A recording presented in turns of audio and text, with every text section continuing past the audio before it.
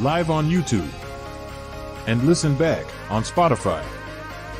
This is the World of Football podcast.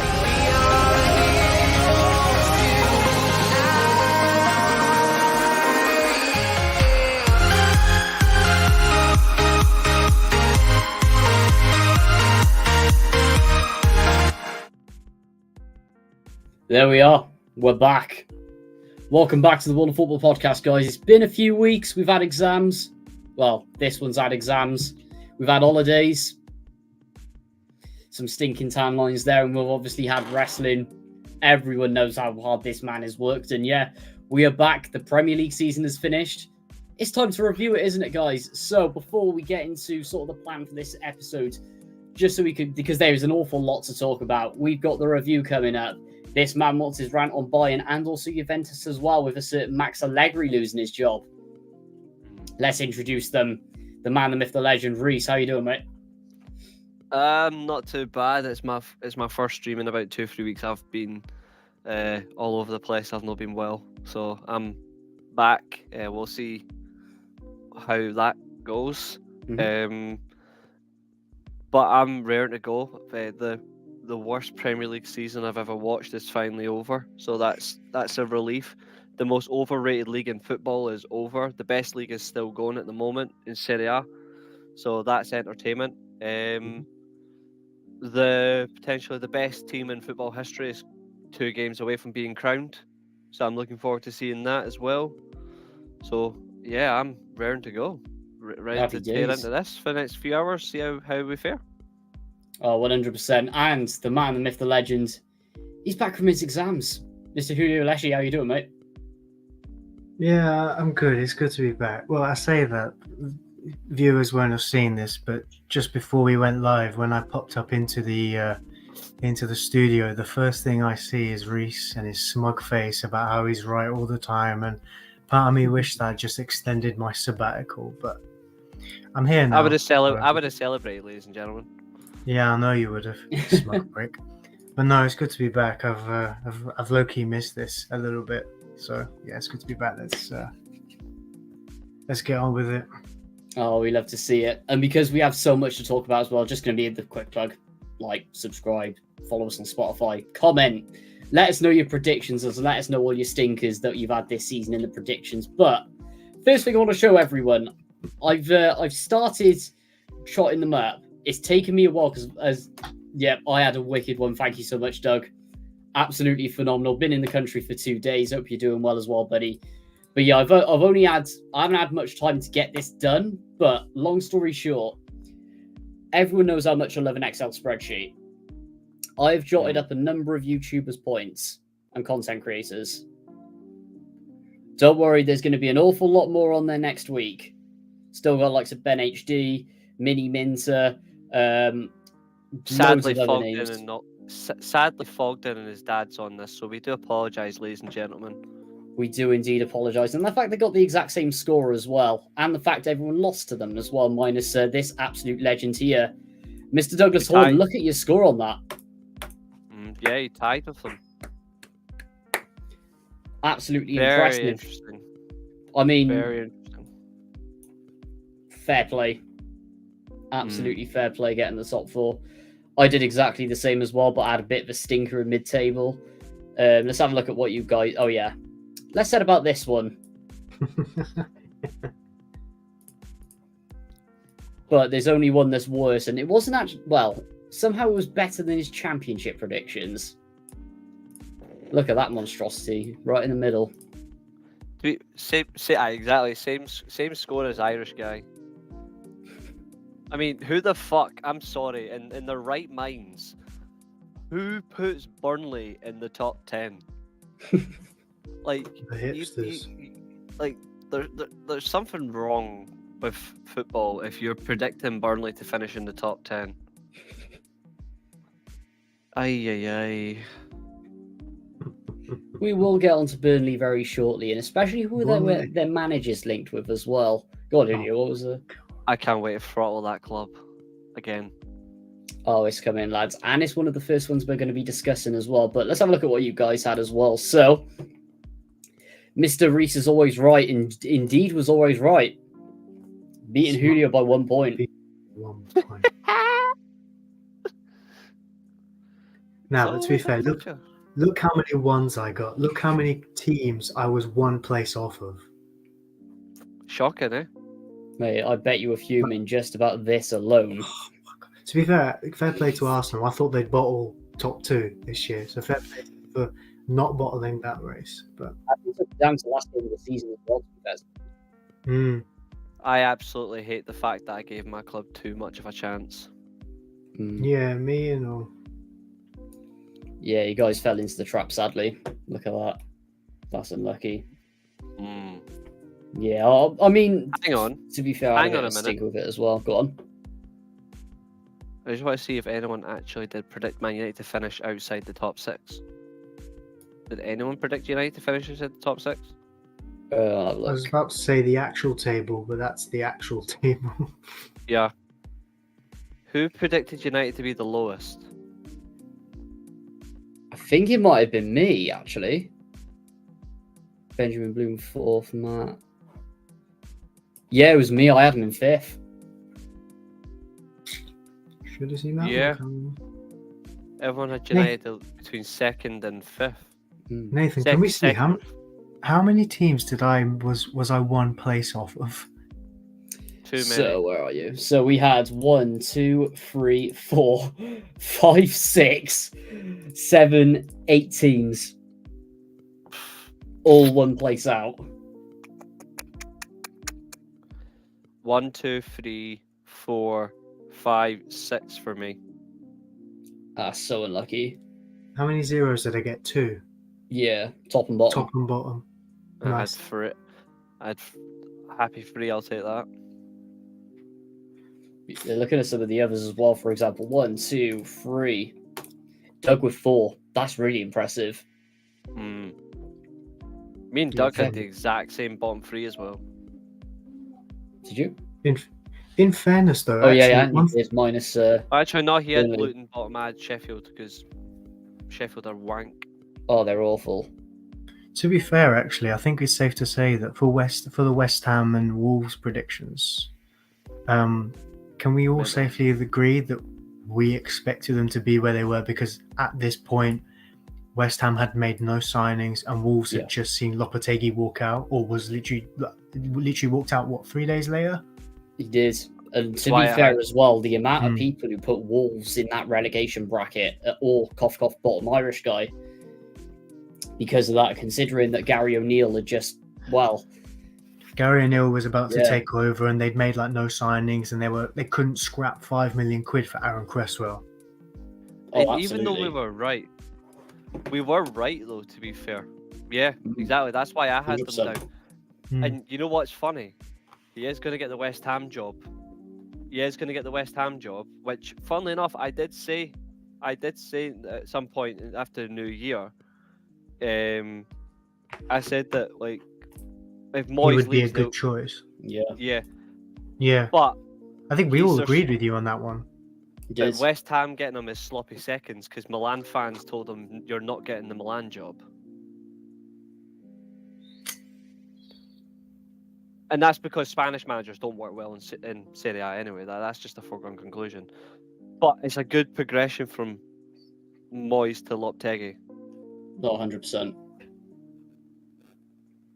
Plus, with that squad as well, with that front line, that's going to be really exciting moving forwards. And if West Ham get a budget in the summer, I could see him back in Europe maybe. But ultimately, with the way that Moyes went at the end of the season, it's probably a good thing. But we'll get to, obviously, West Ham in that review shortly in just a little bit more detail. So, instead of going through every single one of these predictions on here, we're going to actually come to a consensus this year. And we're going to do this for the Championship next week as well, if everyone's down for it. So, let's get the other one up on the screen. Everyone knows how much I love a tier list. Bog standards, teams in the bottom. Give them a grade.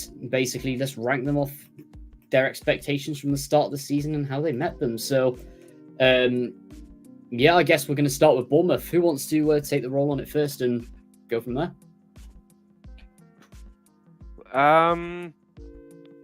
So Bournemouth's actual league position. Yeah, so Bournemouth finished 12th.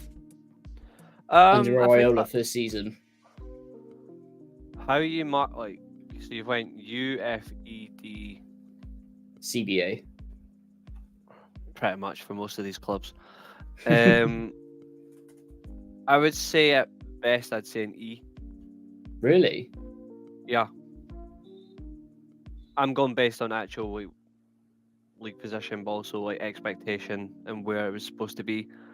I don't think they were particularly great, Bournemouth, but that's mostly because Dominic Solanke was carrying them, and Iraola, as we said Do you know what numerous it is, times, was really good. I think it's more or less the fact that Bournemouth at times overachieved on what they were expected to do. Yeah. They have overachieved. In fact, you know what, I'll go a little bit higher. I'll say D. But Do you know what the thing is about that? The thing about that is, all of us said on the show, they would start poorly and get better and finish well. They finished so strongly, didn't they? For the general consensus, they're overachievers. For us, if anything, they did what we expected them to do. Now, maybe they finished 2 positions higher than maybe we would have anticipated. Yep. But are we basing this on our expectation or the general consensus? Ideally, I'd probably say I'd say it's a bit of both, actually. Because that's what I mean. Like, they did quite well, but we kind of expected them to do what happened. And every week, from when they first won to every week after, we always said, it's almost like we said this at the start of the season. We did. I mean, for me, at the end of the day, it came down to obviously Iraola coming in and moving away from Gary O'Neill's style of play. It did take time to implement, and we all knew that they were going to be. Yeah, but it didn't take 2 years and 400 million quid. That's the thing. There was transition, but it was done well, and I feel like on all scales of footballing level, realistically, that should be the time it takes. Spot on. Certain personnel, maybe it might take longer, but realistically, what are teams doing on the training pitch every week? They're footballers. They're not idiots. Say it louder. They're not dummies. Say it louder for the hobgoblins at the back. Yeah. I can't because my old man's sleeping in the next room, but I'm sick of having the conversation with these fucking freakazoids. I think realistically that they had a poor run the first 10 games of the season. Like they were wins. atrocious. But they got going, and once they got going, it all came together. And the thing I will go on. Momentum might help, but at the same time, I think that they should be a testament. Let me have a look at it as well. They should be almost the standard for teams when they get new managers. Just listen to me. That's your standard.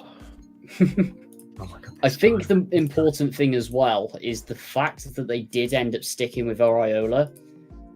So I know they dropped off at the end of the season, but look at that starting run. They beat Burnley. That's really what kicked on. And then they lost 6-1 to City, and then they beat the Barcodes 2-0, and then they beat Sheffield United. They had a good run of games, to be fair, to win, to get them going. But fair play, once they did. It's like it came in patches, isn't it?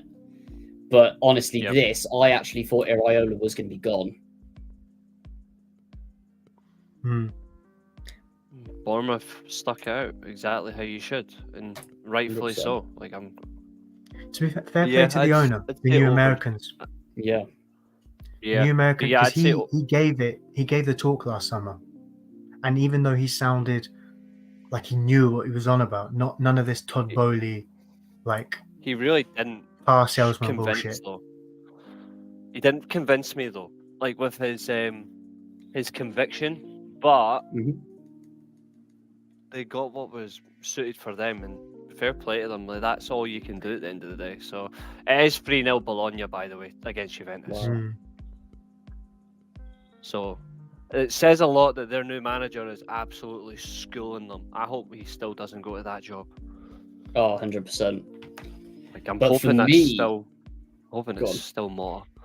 But yeah, for Bournemouth, for me, I think in terms of overachieving, it's either D or C, but I won't put them any lower. For me, just because of their position, I'm thinking C if you agree, Julio. Unless we drop Where them. would you put them? In I'd say C, C or D. because for me, Yeah. there's a lot worse teams. I think you'd put them in C. I think we Yeah. need to actually definitively categorize what each category means for everyone watching. Like, Yeah, so I they agree. know.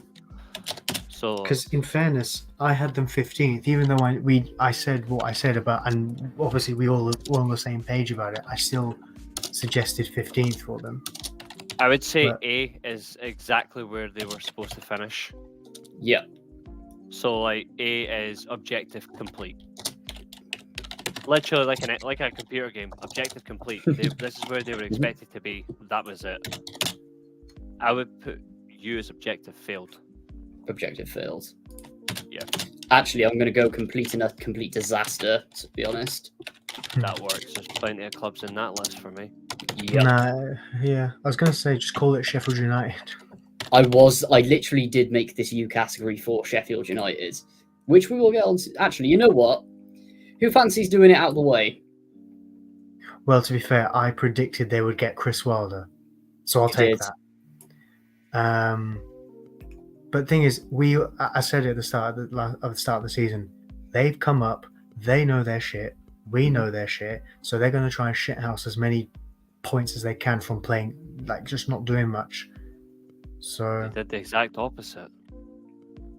They did. And the fact that they basically sold some of their best assets as well, like Burnley did, that is basically suicide going into the Premier League. No, but they were in a position they had to. And thing is as well, Yeah. they did well to push for promotion.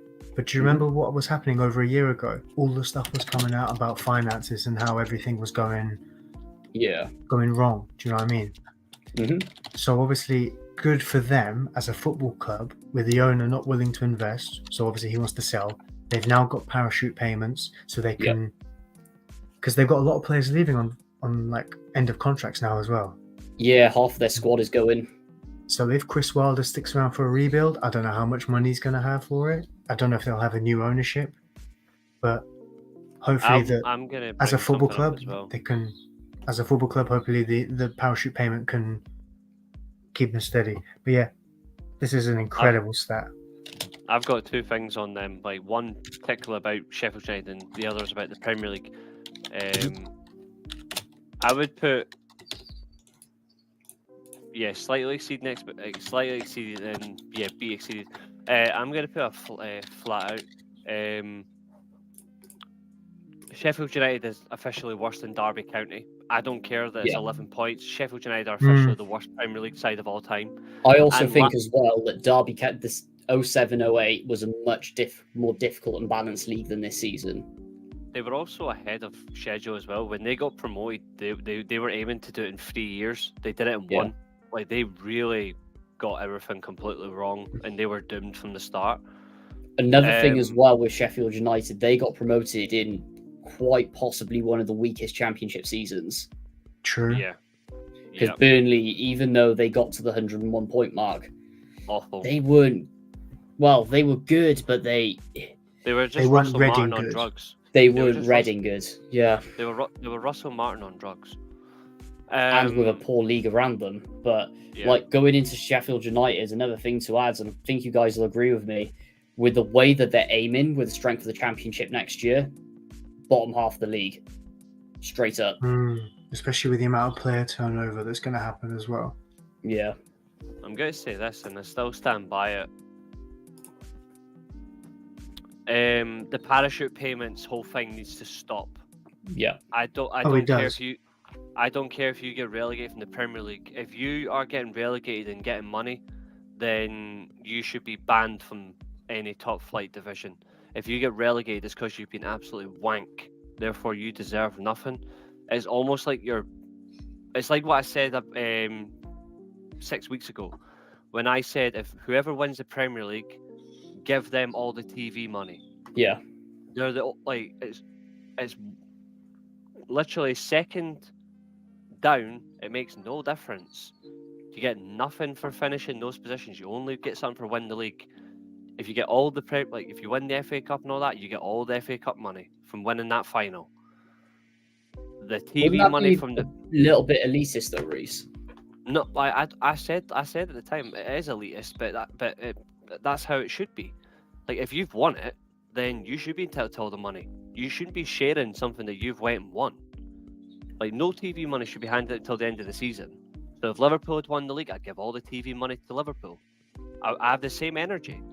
Like, if Arsenal had won the league, I'd give all the money to Arsenal because they've won the league. And it's any other team down, Man United should get nothing. Give Man United no money. Give Arsenal no money. Liverpool, give them nothing. Newcastle, they don't need it. Like, it's the way it should be. Like, if you've went and won the league, it's because you were the best team over 38 games.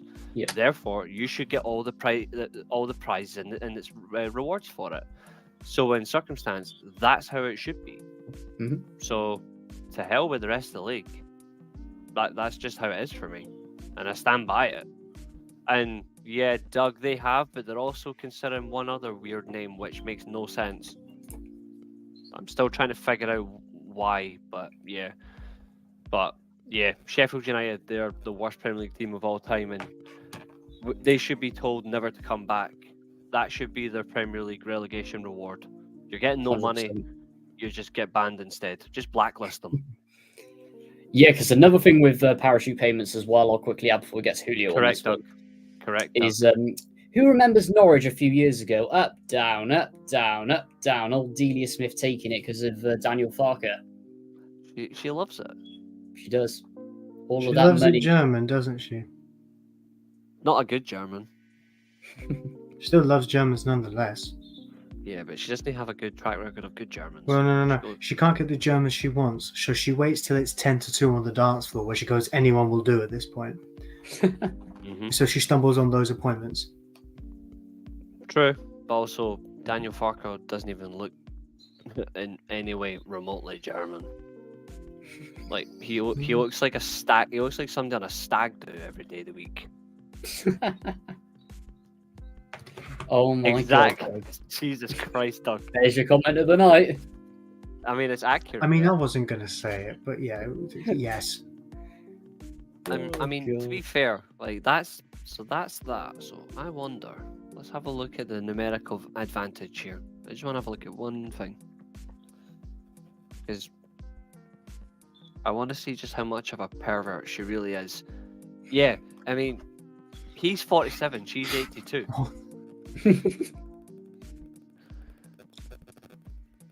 She's actually shouting, "Where are you?" because she's so old she can't see. She's been married since 1971, and she doesn't stop. Married. Yeah, she definitely goes to swingers parties. Aye. I mean, you'd have to swing her about anyway at the age of 82. You'd literally have to put her in a bloody... You would have to grab her by both legs and just go like, get the fuck. Swing her out a window like, bye-bye. And people will say like, oh, Norwich, like they were never going to survive in the Premier League because of the amount of money they spent. No, Norwich for a few years actually did survive in the Premier League. There's no excuses. Like Norwich didn't start getting relegated straight away until a few years ago.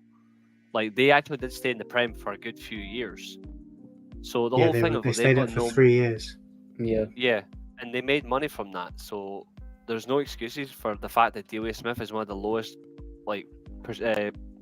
lowest for owners in terms of net worth.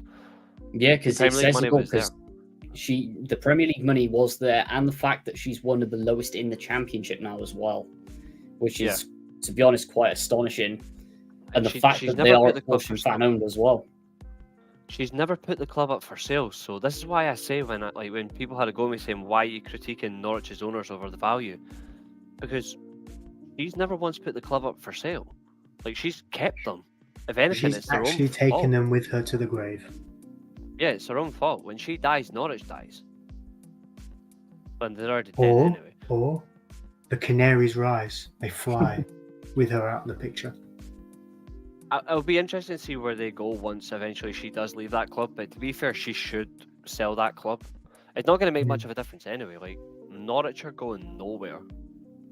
But that's not to dismiss them in any shape or form. It's just fact. 100%. Especially under Daniel Farker. Oh wait, no, he's at Leeds. Sheepshagger. Oh god! Imagine if he was at Derby. That would make it even more sense. But the fact that Wagner Well, what would we call him? A rambler? No, I can't say Oh that. God. Oh, I can't wait for championship next week when we got to discuss all of this. Oh, that's gonna be so fun. See when we have to talk. About Reece Derby can't even get his Championship. words out.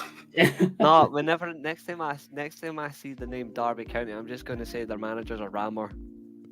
Oh my God. Oh, The Rams are ramming. there's one of our comments of the night. If in doubt, ram it out.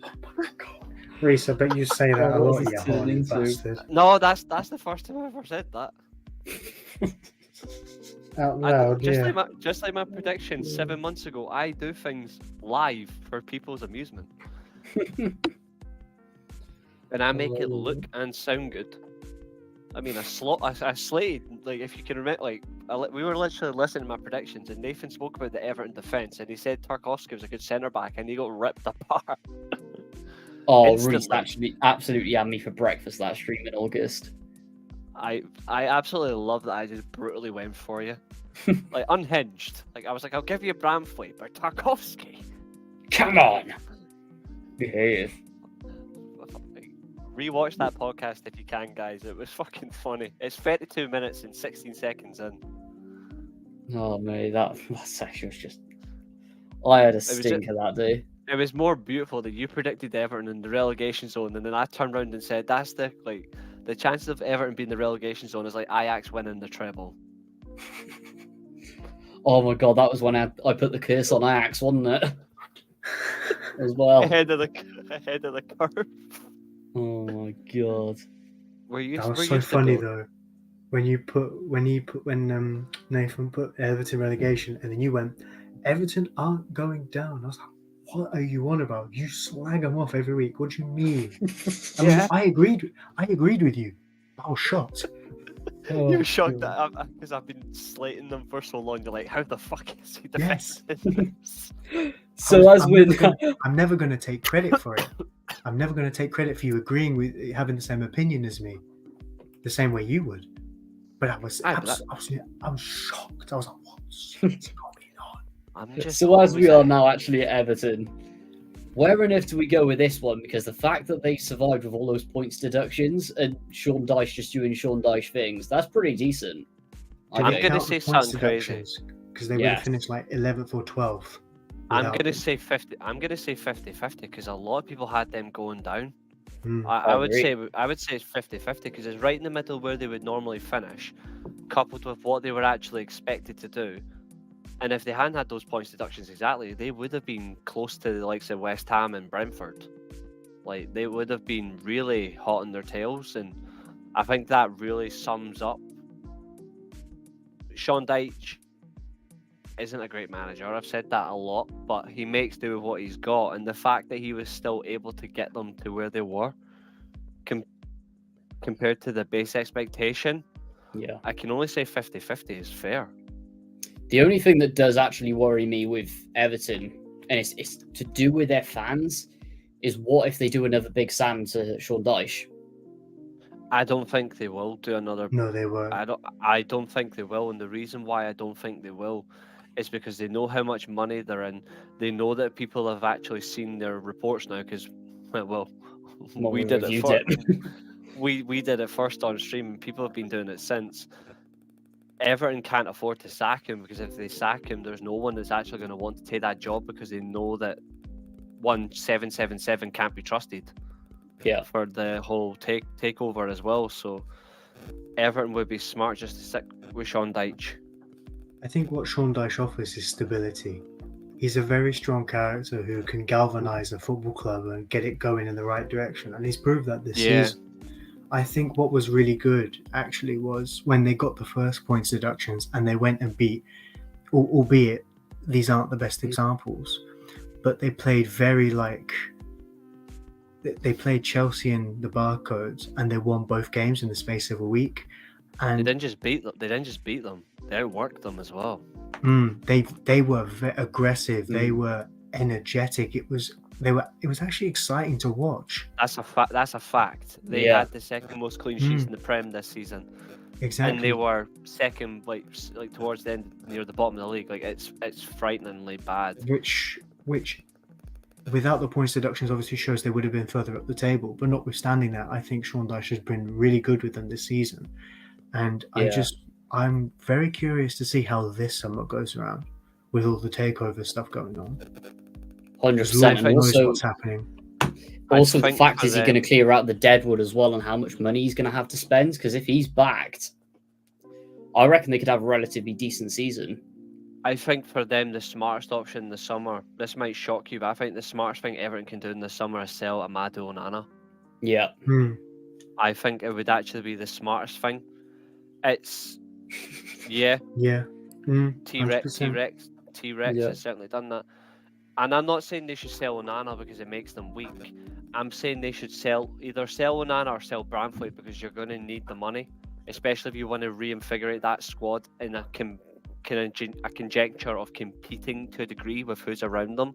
100%. They should sell one. I think the smartest option would be to sell Branthwaite. Like, I think in terms of defence, like Sean Dyche can make any centre back relatively good. Branthwaite's already ready to leave in that way. Like, he's already done Everton to a degree, and he's proven himself that he's actually quite decent. But Everton as well, for selling him, they've got to be realistic. Everton are not a club that can command 80 million for an English centre back, let alone any centre back. It's well beyond their means. It's going to, I think for them, 50 to 60 mil. Actually, no, I don't think so. 40 to 55 million is more than enough for Branthwaite. It's more than enough for Everton to actually get some decent players in for that squad, especially in midfield. I think it's midfield they need to work on. They've got plenty of decent strikers. If they sell Calvert-Lewin, they've got a good front line. But apart You from say that, but he's in good form. He finished the season in decent form, albeit like the He's last still like wank. 4 games. But I He's agree still with wank. you. I agree with you, but I just think if he's producing some kind of output, they'll do the best they can, because they're gonna try and command big money for him, and they're not gonna get anything for him. I think when you look at their strikers, I think next season Everton can get away with playing Decore behind Beto. I actually think think there's a player that they can sign that would be good, in the sense of, if I was United and if I was to sign either Onana or Branthwaite, I'm including Maguire and McTominay in those deals, because those two would be perfect for how Everton play. McTominay behind the striker and Maguire in the Sean Dyche system. Potentially. Plus, if I get the banner up as well, just thinking about that swap deal or that deal to now. And plus, if United did the fire sale's going to happen at United. If United did player plus cash for both of those players. Yeah, I don't think we need Onana.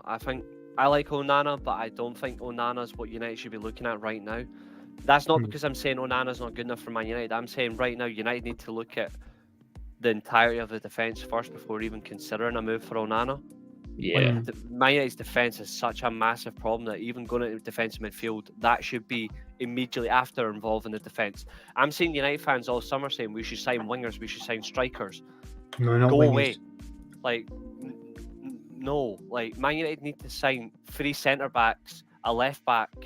Man United need 2 left backs, 3 centre backs, and then a holding midfielder. And then I would consider any other positions. I do not want to see Man United look at any other positions except centre back, left back, and then midfield.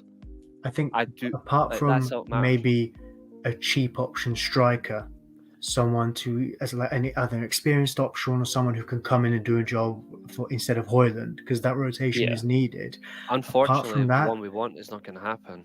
Unfortunately, the smart option can't happen now, because I would have said Ollie Watkins.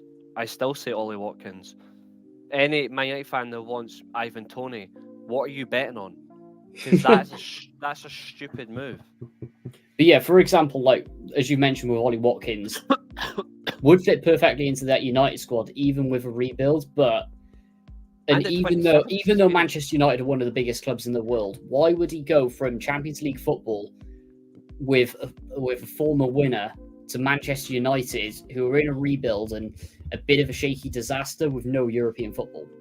Because I think he'd know the fact is, like, even though Aston Villa are in the Champions League and they are doing fantastic under Unai Emery, and I said that was going to happen anyway.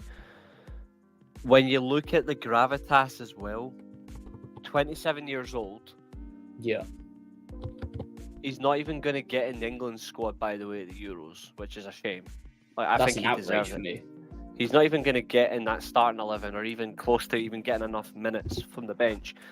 Oh Like, no, when I look at Ollie Watkins, Rasmus Højlund has been so much better off the bench. Ollie Watkins could easily command that starting spot, and he would be a right fit for United, especially in a phase where United just need to start building a team. And I said it all along. Man United need to sign. Man United should only sign one player over the age of 27 this summer. The rest of it should be 22 to 26. Yeah. Like, just proper squad. But it should be further down the pitch, like in terms of defense and holding midfield. Yes. But up So I front, think- like a 27 to 30-year-old striker is more than enough for me. And it has to be someone cheap. I mean, knowing United, they'll probably get Choupo-Moting on a free now because he's leaving Bayern. But aside from that, And I wouldn't be against that because that's good experience for Rasmus Højlund. Yeah. But to be honest, aside from that, United have an abundance of wingers, and we have an abundance of midfielders who could go forward or accommodate in the midfield. It's either a holding midfield, because we could potentially lose both the options we have in Amrabat and Casemiro, and then you've got the entirety of the defense needs a rebuild. I think arguably the least likely to be touched, I think, would be right back. I think right back is fine apart from. I think right back is fine apart from Booker T. Like, I don't rate Wan-Bissaka at all. Like, Dallow's fine. Mhm. Yeah, we're still being linked to Rabiot, and you know what? Honestly, I would take Rabiot now. Like, I'm at that point now. We may as well. Yeah. Like, he's consistently available for Juventus. Like, he very rarely gets injured. I don't think he's a great player, but right now he's a smart signing. I don't know. Here's the problem I have with Rabiot. I don't know how much of a circus is around him, but when I've watched him, he's been really good. He's not a bad player. He's just mentally nuts. I hated it when we were linked to him a couple of years ago, and then fans were coming out saying apparently he's like McTominay but a bit better with his feet. That does no. It's factually incorrect as well. Yeah. That's fact. To answer Doug's question though, does Pickford go? No, I don't know.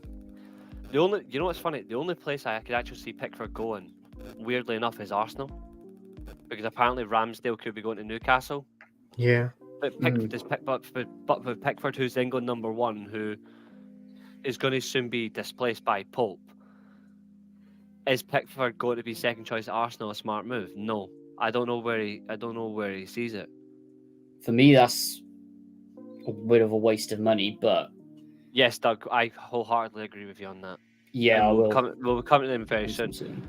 But as we were sort of Manchester United there, me and Doug are on wavelengths. But it's Branthwaite to be sold. I think Branthwaite will probably end up in Man United. Yeah, Branthwaite's the most likely to be sold. I think Branthwaite's one of three centre backs that United should sign this summer. Even without Champions League football, Man United should still sign Bremer, Branthwaite, and Tosin Adarabioyo, whatever his fucking name is. On a free transfer, yeah. To be honest, I don't like the notion. People saying, aside from the other two, Branthwaite, Bremer, good options. Adarabioyo would be coming in and replacing Lindelof, for example, in this scenario. Yes, he would and be. People would be saying, what's the point? Is he better than what you've got?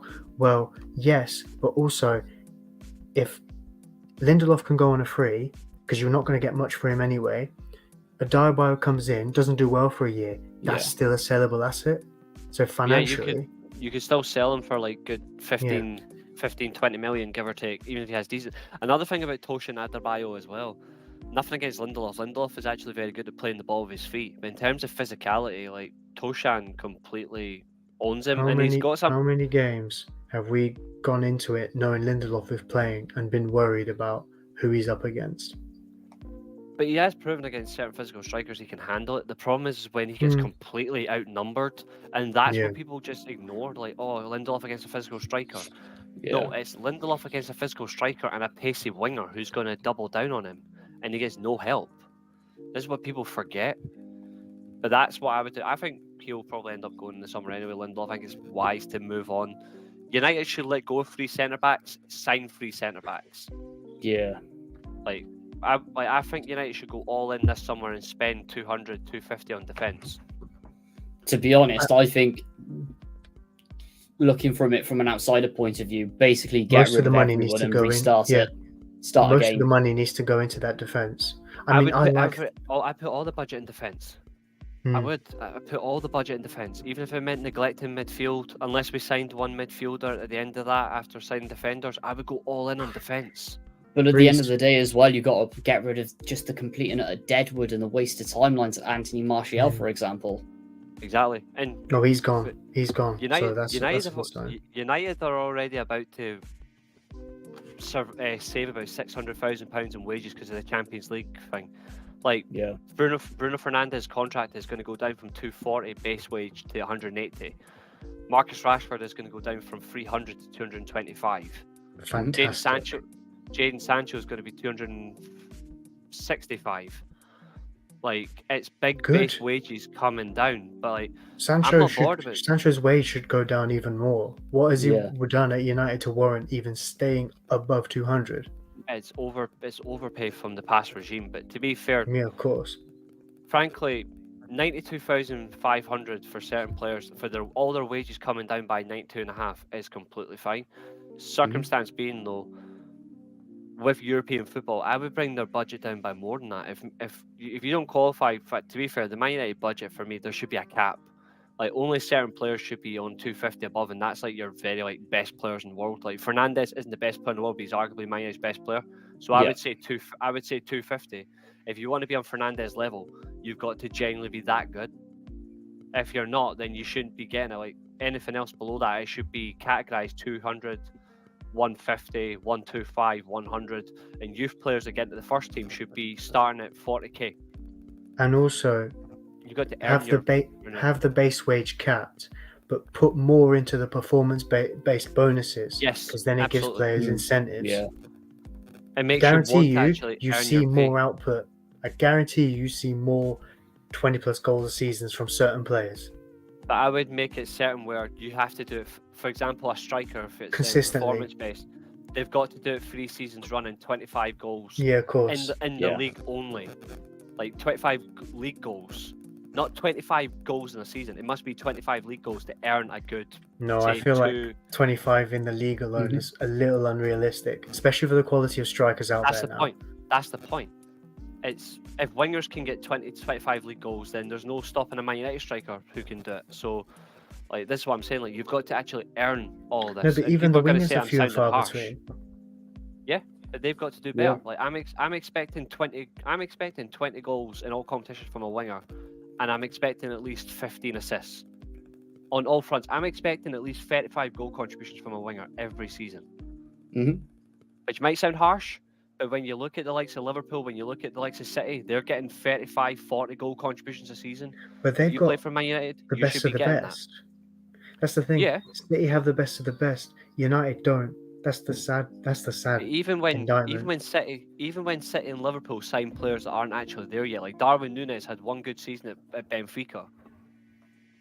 But like, that doesn't matter. Like, Luis Diaz had one good season at Porto.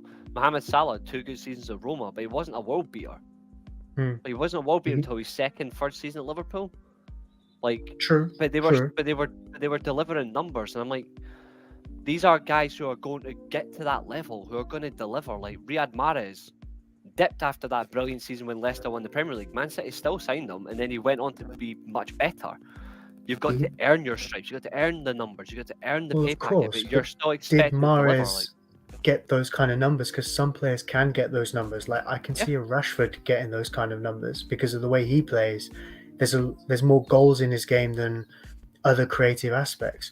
Whereas you look he's at the wrong position like- anyway. But you look at like a Jadon Sancho, for example, who seems more of a creator, more of a dribbler. I'm he's more expecting on the ball. Well, in that case, Like from Sancho was alone, I'm doing expecting 15 20 goals, assists. 15 assists at Dortmund. Yeah. So around 30, realistically, in that kind of split, I think is more realistic. But Yes. I think you're on the money in terms of the main point behind, regardless of whether there's a gap in number in terms of from what you think and what I think. It's the same concept. Like I'm Performance expecting next enhanced. season, when I look at the players who mostly just go for goal, the likes of Garnacho and Rashford, who are just hell bent on just going for goals. Yeah. I'm expecting 15 to 17 league goals from Garnacho next season. I'm expecting at least 25 from Rashford because of his high profile. No less to me is a failure in terms of numbers. Højlund, his first season, decent numbers, 16 goals in all competitions. I'm expecting 20 league goals next year from Højlund, minimum. Yeah. Ahmad, I'm expecting at least 10 to 15 assists because he's more of a creator. If Sancho stays, I'm expecting 20 assists. Like, there's a reason that I've got this logic, like, because this is what they're based on. I'm expecting these numbers. Like, I'm not, like, it might sound incredibly harsh because United are going to be in a dire strait next season. But there's no European football. There's still free competitions. There's no excuses for these United players within a full week of training to actually work on their game. Anthony, I'm expecting to do 7 spins. I'm expecting 7 spins unless it gets sold. But I think Rashford next season should be playing through the middle when Højlund isn't playing. I think he's far better suited as a striker now than he is as a winger. He doesn't, because he just takes people on in that way. Like, he should just be a striker. But yeah, the way Rashford is built physically suits more down the middle.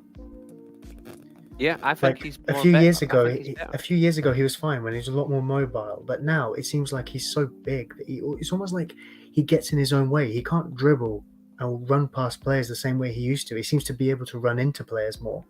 Do you know what I mean? He's more of a taking on a brick wall. Like, he wants to be a tank. And if that's the case, then you need to stop being a winger because you inhibit the team. And he doesn't create enough. So, and that's what he's been doing for a long time now. Yeah, and that's what we're going to. It's holding him back. United, especially when we talk about United shortly. Which we are now. Saying that. Go for it.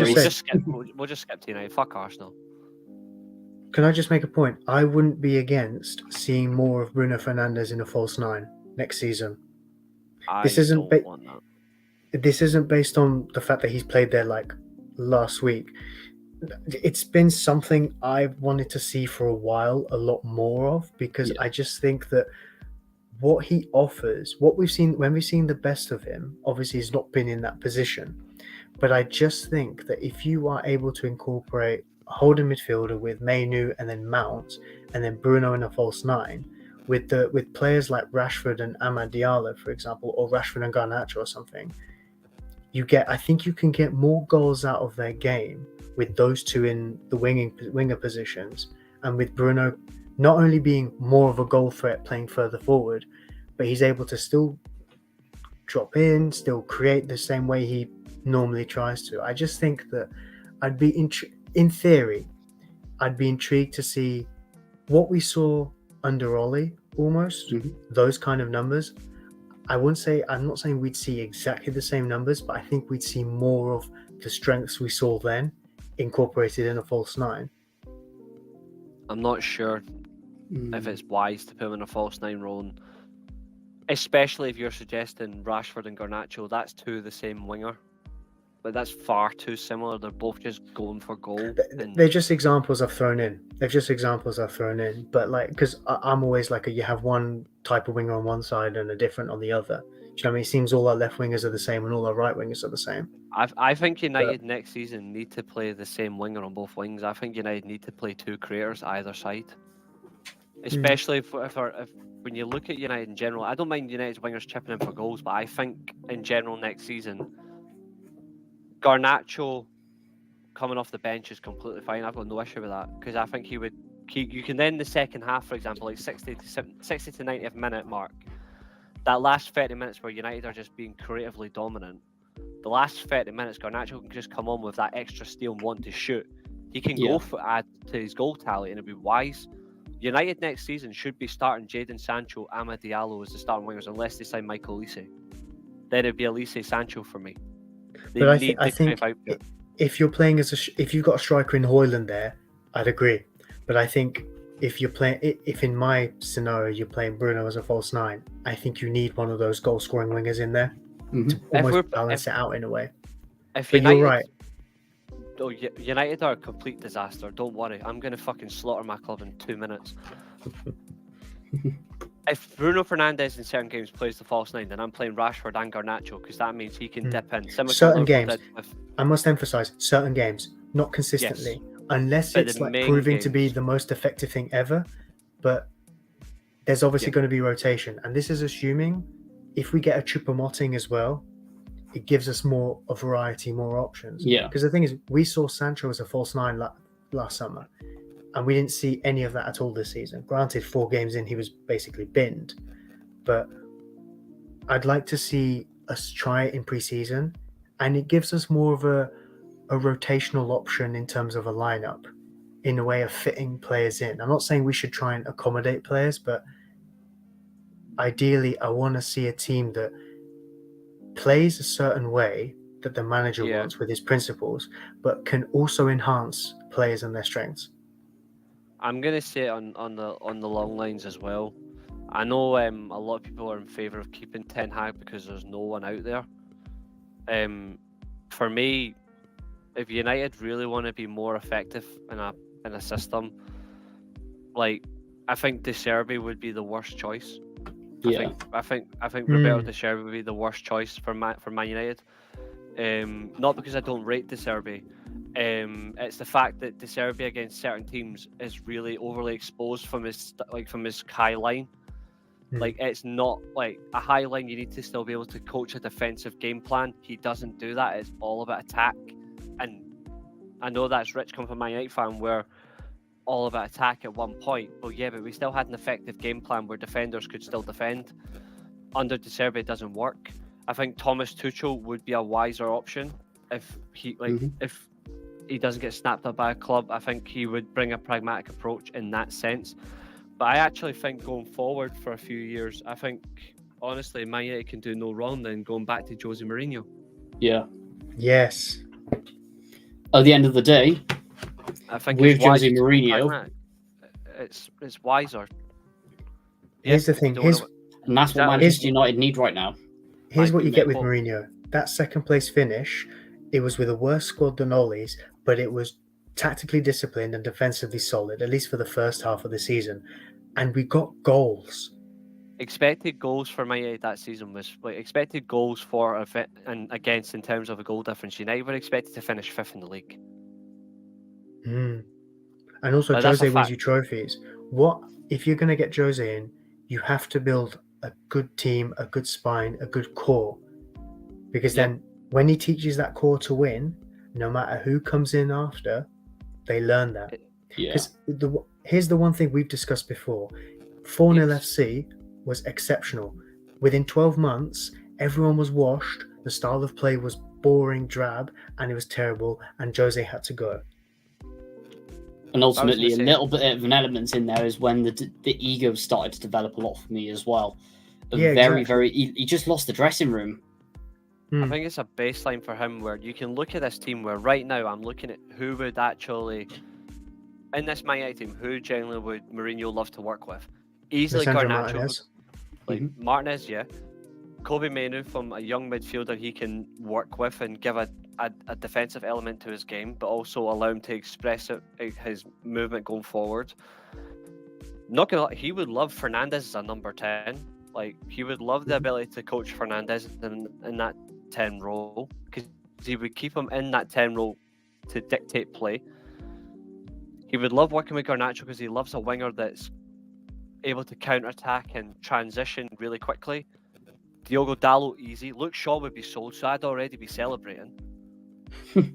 Like, there's What do you think he would- elements there that he can genuinely work with.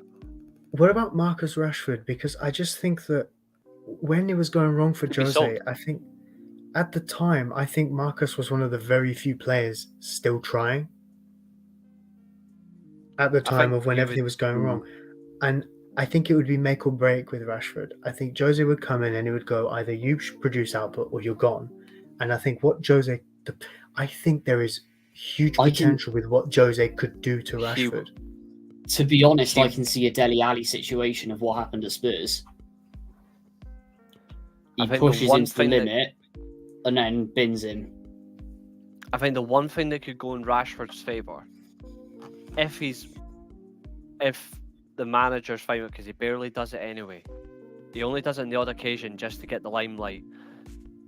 If Marcus Rashford was given the free wing role where he does not have to defend as much, it just means the left back has to do a little bit more defensive duties while still attacking.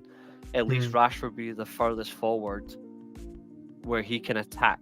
Similar to what Ronaldo had and similar to what Eden Hazard had, where they could defend if they wanted to because they have got the defensive side in their game. They just don't have to because they're just blistering forwards. If Rashford was in that role where you're my furthest attacker, fine. But I'm expecting you to produce goals and assists. Like, you have to step up. If not, then I'll replace you. Yeah, I'm not against Jose Mourinho coming back because I know what he's capable of, and I think because at his last few clubs he's not been properly backed, or different at Roma where it was very limited what he could spend and stuff.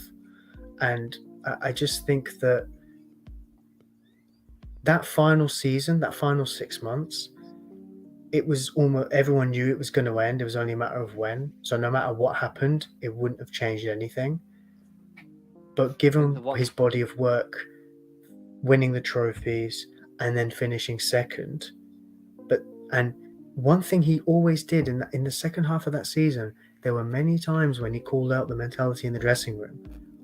Like Zlatan left, Sevilla happened, and he says this was going to happen anyway. And then I remember there's a few performances, and he said he praised Matic for being a presence, an island of personality on the pitch.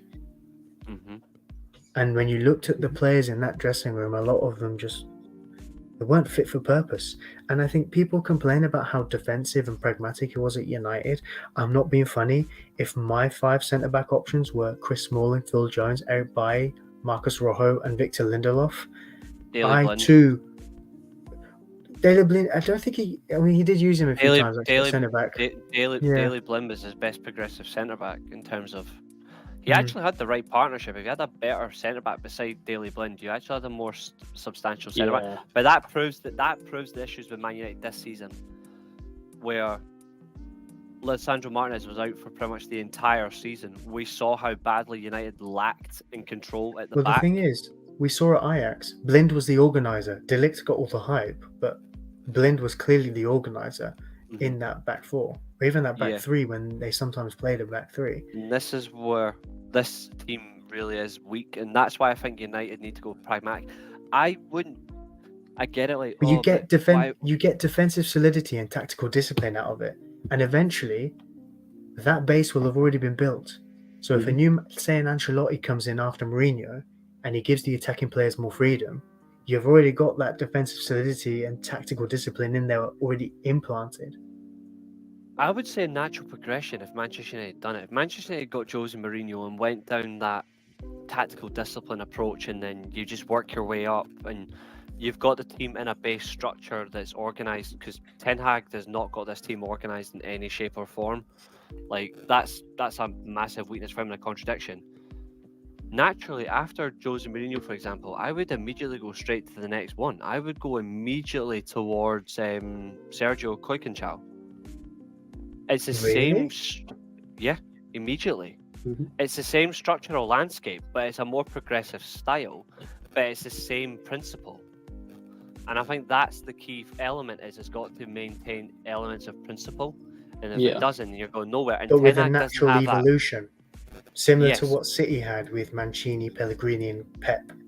Yes, you've got the defensive approach that can still... Yeah, you've got the defensive approach that can still win games. Then you've got the complete tactical attacking approach, but can be often exposed in midfield, which leads to defensive mistakes. And then you've got the all-round dominant approach. The thing is, City, I believe City won the league the first year after Mancini left, with a similar formation in terms of like a 4-4-2, 4-2-2, however you want to look at it. But it was obviously 4-2-2-2 with Yaya Toure and... But it was a little bit different, wasn't it? That's because it's a little bit different in terms of instructions and style of play. That was the smart use of the likes of Negredo, Dzeko, and Aguero in the right way, using them the smart options, like how you rotate between them, and you have the midfield base. And that's why I look at with Ten Hag and United this season, where there's no tactical evolution. The team's gone backwards. Yeah.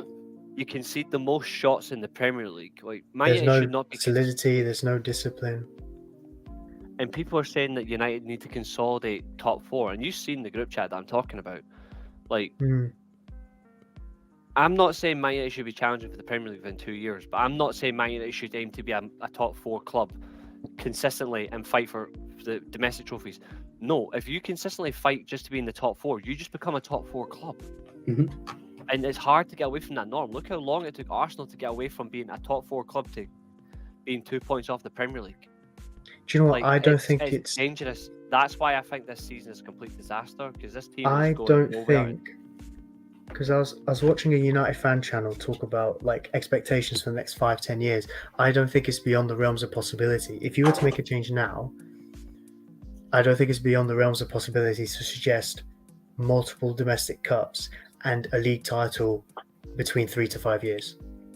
If you properly execute And recruitment and you properly execute you can a challenge. style of play. You can challenge after 2 years.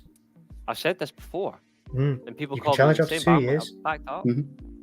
But to be in terms of like, if I'm trying to be a bit more fairer, I think 3 to 5 years.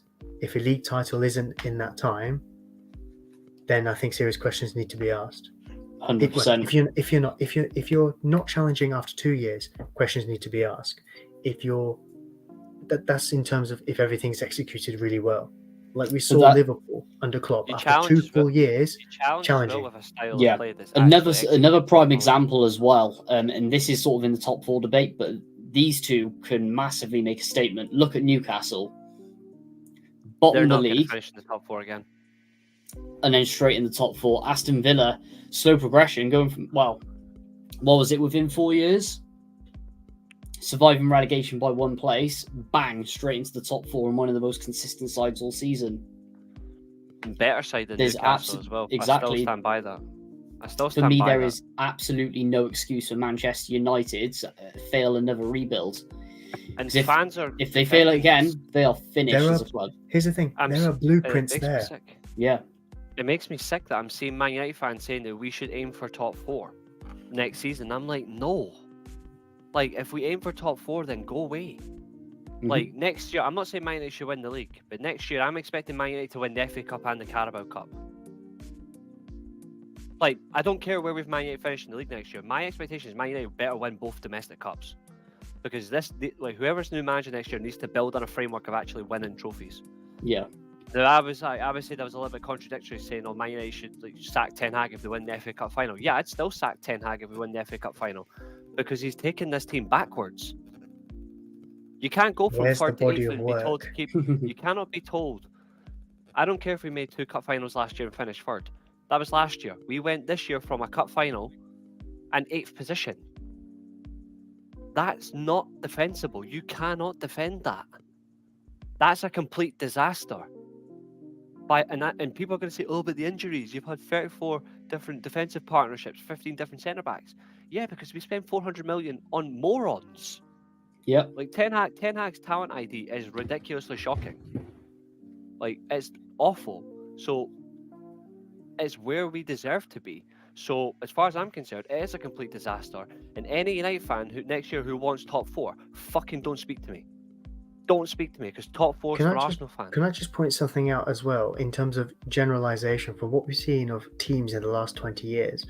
The best clubs and the best consistent, in terms of consistency, it's been built where they've gone winning first, core nucleus, and then every manager comes in after wins. Mourinho did it at Chelsea, and he did it at Real Madrid. He comes into that new Galacticos, that new era, and he teaches them how to win again, and then Ancelotti comes in. Ancelotti comes in and just gets them over the line to La Decima. Chelsea, every time a manager got sacked after Jose, the players carried the team to whatever. You got to remember as well, though, that Real Madrid learned their lesson the second time. They signed a holding midfielder in Xabi Alonso.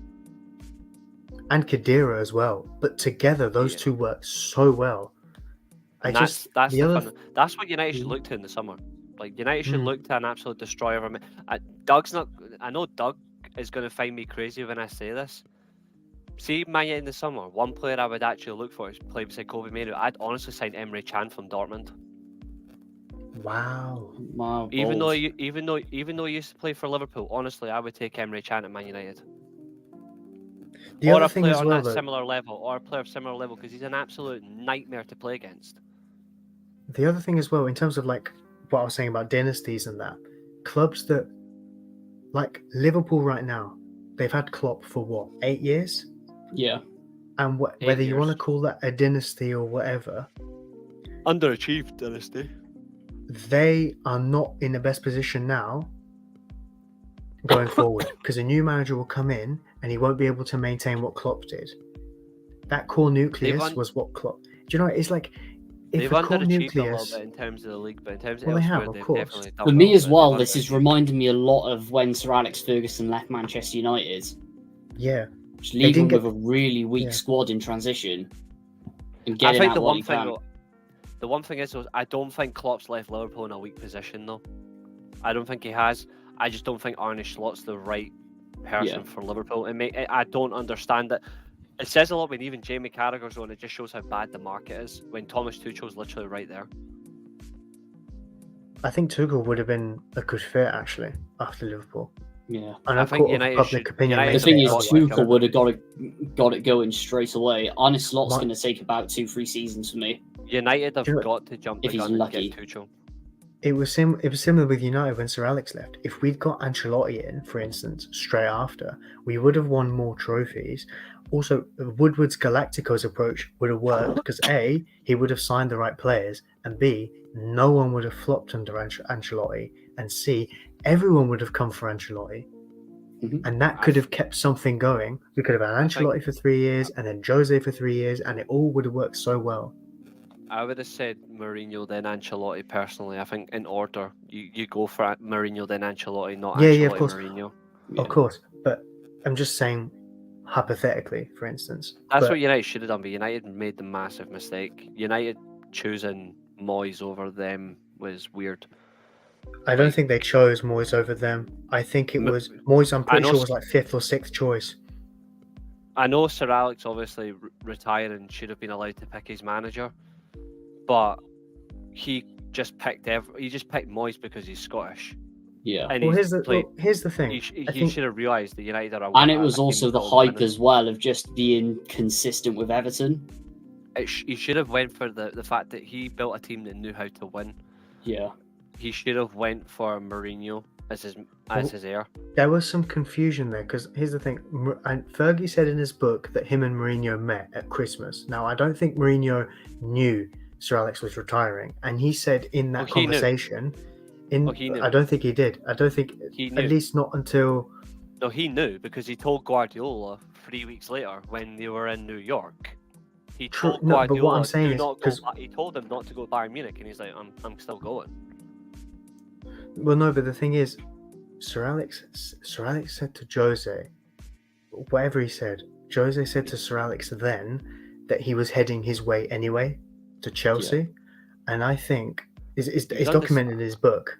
But I think Jose still wanted a job offer. He obviously wanted the United job. We saw him after the Champions League honestly don't think, even though Mourinho was the manager of Real Madrid at the time, I don't think Mourinho wanted to go back to Chelsea. Even though he managed them for that 2.5 seasons when he went back, I think Mourinho genuinely got told by Sir Alex Ferguson at Christmas, circumstances changed, I'm going to win the league, and then after that, I'm retiring. Yeah. I genuinely think Sir Alex Ferguson told Mourinho in that period of time at Christmas, and he told Guardiola as well, because he wanted to see who would have had the ball. Guardiola said, no, I'm going to Bayern. Mourinho, I don't think Mourinho got the Chelsea offer until towards the end of the La Liga season. Mm-hmm. So, No. Do you know what I think? No, I think I think he was still shot between Man United and Real Madrid. I think Mourinho wanted him. I think he told Sir Alex that he wanted to follow him. I think he wanted the United job, 100%. Have you heard that story where Mourinho was mid-interview and he got called out of the interview? of something Real Madrid related, and then He was in someone told tears. him that Like Mourinho was literally in a press conference, like not press. Mourinho was in an interview in his Real Madrid tracksuit. He was in an interview with for Real Madrid, and he got told that Sir Alex Ferguson was retiring, and he he was started told crying. David Moyes. Yeah, but he didn't cry Yeah. that Sir Alex Ferguson was retiring. He was crying No, that they named of course David not. Moyes I'm not the saying. replacement. I'm not suggesting that. Of course, I'm suggesting that he was upset that he didn't get the job offer. He was raging inside that they picked David Moyes on him. They picked somebody who didn't know how to win a fucking trophy over a guy who had won 20 trophies in 10 years. Do you know what I think it is? I just think that I'm just basing off Sir Alex what he said in his book. He said in his book that Jose told him he was heading to Chelsea, and this was a month after Di Matteo got sacked and Benitez came in. So I would assume maybe there was an offer placed by Chelsea. But I think while Sir Alex took that as rejection, Jose, of course he wanted the United job. And then Sir Alex asks Ancelotti, and Ancelotti's like, I've already said yes to Real Madrid. Sorry. I don't understand why you would ask David Moyes anyway. Like, there's an insult Because to everyone football else you club. asked everyone else you asked wasn't available. I Or would just have something went went to wrong. I would have went to AC Milan, went Allegri, are you available? He was going to There be is anyway. no. I like Allegri, but I don't. I think Sir Alex rated Conte more than Allegri at the time. Yeah, we know he doesn't now. Mm. In circumstance though, like definitely got wrong, and that's the highlight of the issue with United, where they, Yeah. identity-wise, there isn't one with Ten Hag. Style of play is non-existent. It's a mixed match of players again. They don't know what they're doing. They're not being coached. They're not good players as well in terms of professionals because they're not taking care of themselves, and that's highlighted by the team's position, and that's why it's a complete disaster. Like, there's no other place to put them. Like, there's not a disaster. It's not great. Man United season, complete disaster. 100%. 8th place finish. No trophy to show for it. And even if there was a trophy, First time in couldn't Premier League excuse era, how- no European football as well. Exactly. That shows it all. If we don't Well, win the FA we didn't Cup, get yeah. Europe under Moyes. We didn't get Europe under Moyes either. But like, this is the lowest we finished. Yeah. If there was Conference League when Moyes was manager, we would have got Conference League. In fact, I'm pretty sure that was the seat. Lowest Who got points tally Europe as that well. year? I think that was when Hull got Europe. Yeah, because they reached the FA Cup final. Yeah, And blew it to Arsenal. it did. Which is embarrassing.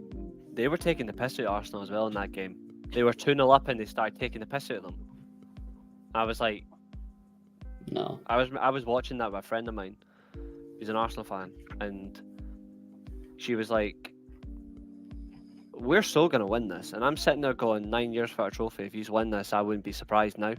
Like, I wouldn't be surprised. And she's like, just look at what they're doing. They're 2-0 up and they're taking the piss. Like, do they not realise it's an FA Cup final? And I'm like, no. I think these are going to blitz them in the second half. They tore them apart. And annoyingly, she didn't shut up for the fucking rest of the day. But yeah. But yeah, Utter disaster. in that case, completely agree. No, down one. They're in Sheffield tier. Complete disaster.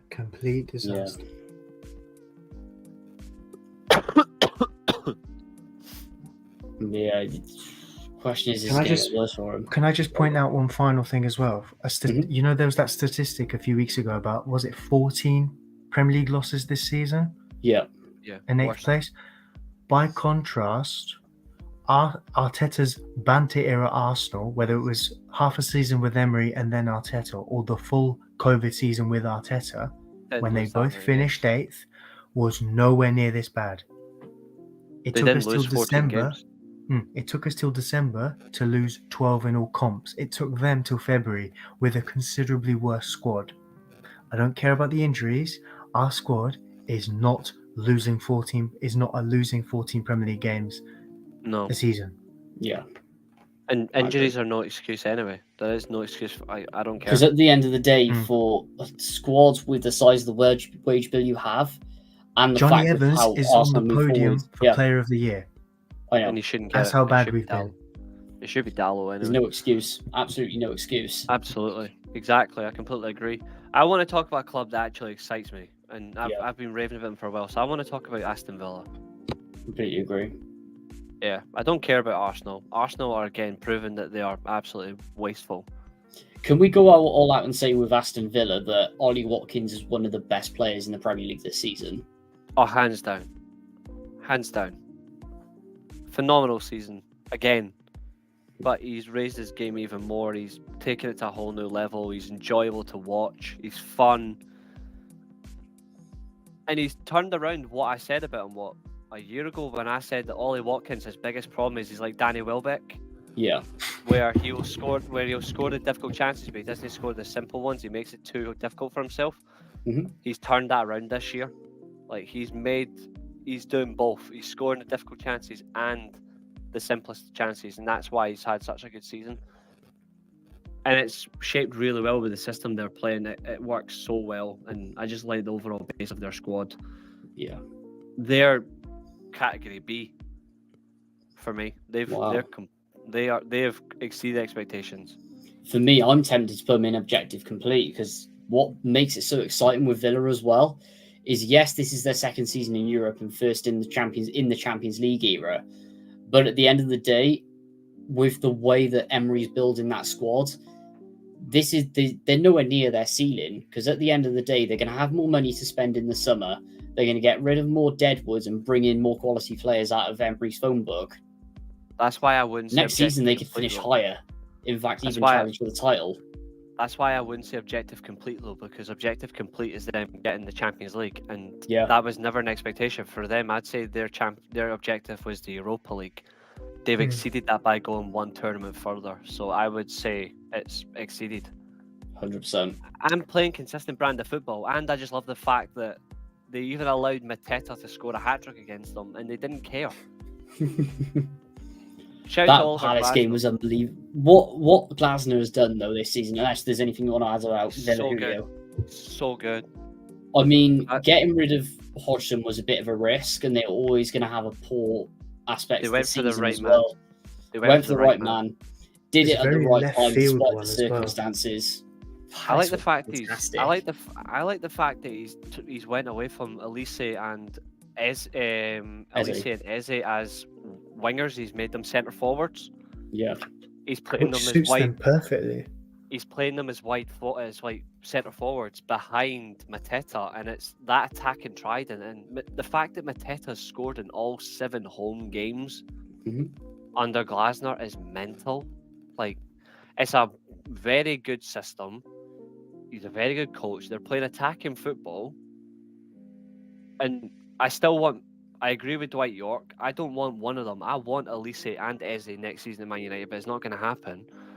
But the system they're playing in, you put them in Man United, there you go. I would change it to that. Honestly, I think United right now would suit two centre forwards behind a striker instead of natural wingers. I think United actually need to get away from wingers for a little while, to be honest. Yeah. But when I look at Villa and then I look at Palace, I think Palace next year are going to finish in the top 8. Especially I think they if could even be fighting for Europe because I think they're going to be just never miss seen out. this can have a budget. I think they'll just miss out. I think just based on that, I think they'll just miss out. When you look at the team that Glasner's got and the hard work and they're unpredictable, you've got something. I think Palace are actually, since Glasner's come in, they've exceeded it because of what you'd expect, but I'd still say they're 50-50. It's the Hodgson stuff. Yeah, 50-50 because It's the Hodgson stuff, isn't it? Next. Yeah, he's brought it down. He's a negative 50. Glasner's a positive 50. 100%. Do you have anything to add about that, Julio? No. I think what's been impressive, it was such a left. I'm going to be honest. I didn't know much about him. I always thought it was a risky appointment. Mm-hmm. Yeah. So the fact that he's gone and done well, yes, new manager bounce, momentum, end of the season, finish strong. It could start badly next season. It could go strength to strength. Do you know what I mean? Yeah. Very impressive. Into the season, ended pretty much sealed the end of the Klopp Wankfest. He's only 49 as well, by the way. He's 50 in August. And I like the fact he's gone in and just gone, right, this is my thing. This is how you guys are gonna fit in. Done. Now I'm not saying you gotta look at what he's achieved. You've got to look at what he's achieved, though. To be fair, like just remember as well, like, this guy also. But another thing about this guy as well that was unfortunate, like, but luckily he survived. He also sustained a brain hemorrhage during a game of football. Really? Yeah. I had no idea. Yeah. This is what I mean. I had no idea about this bloke. Europa League training.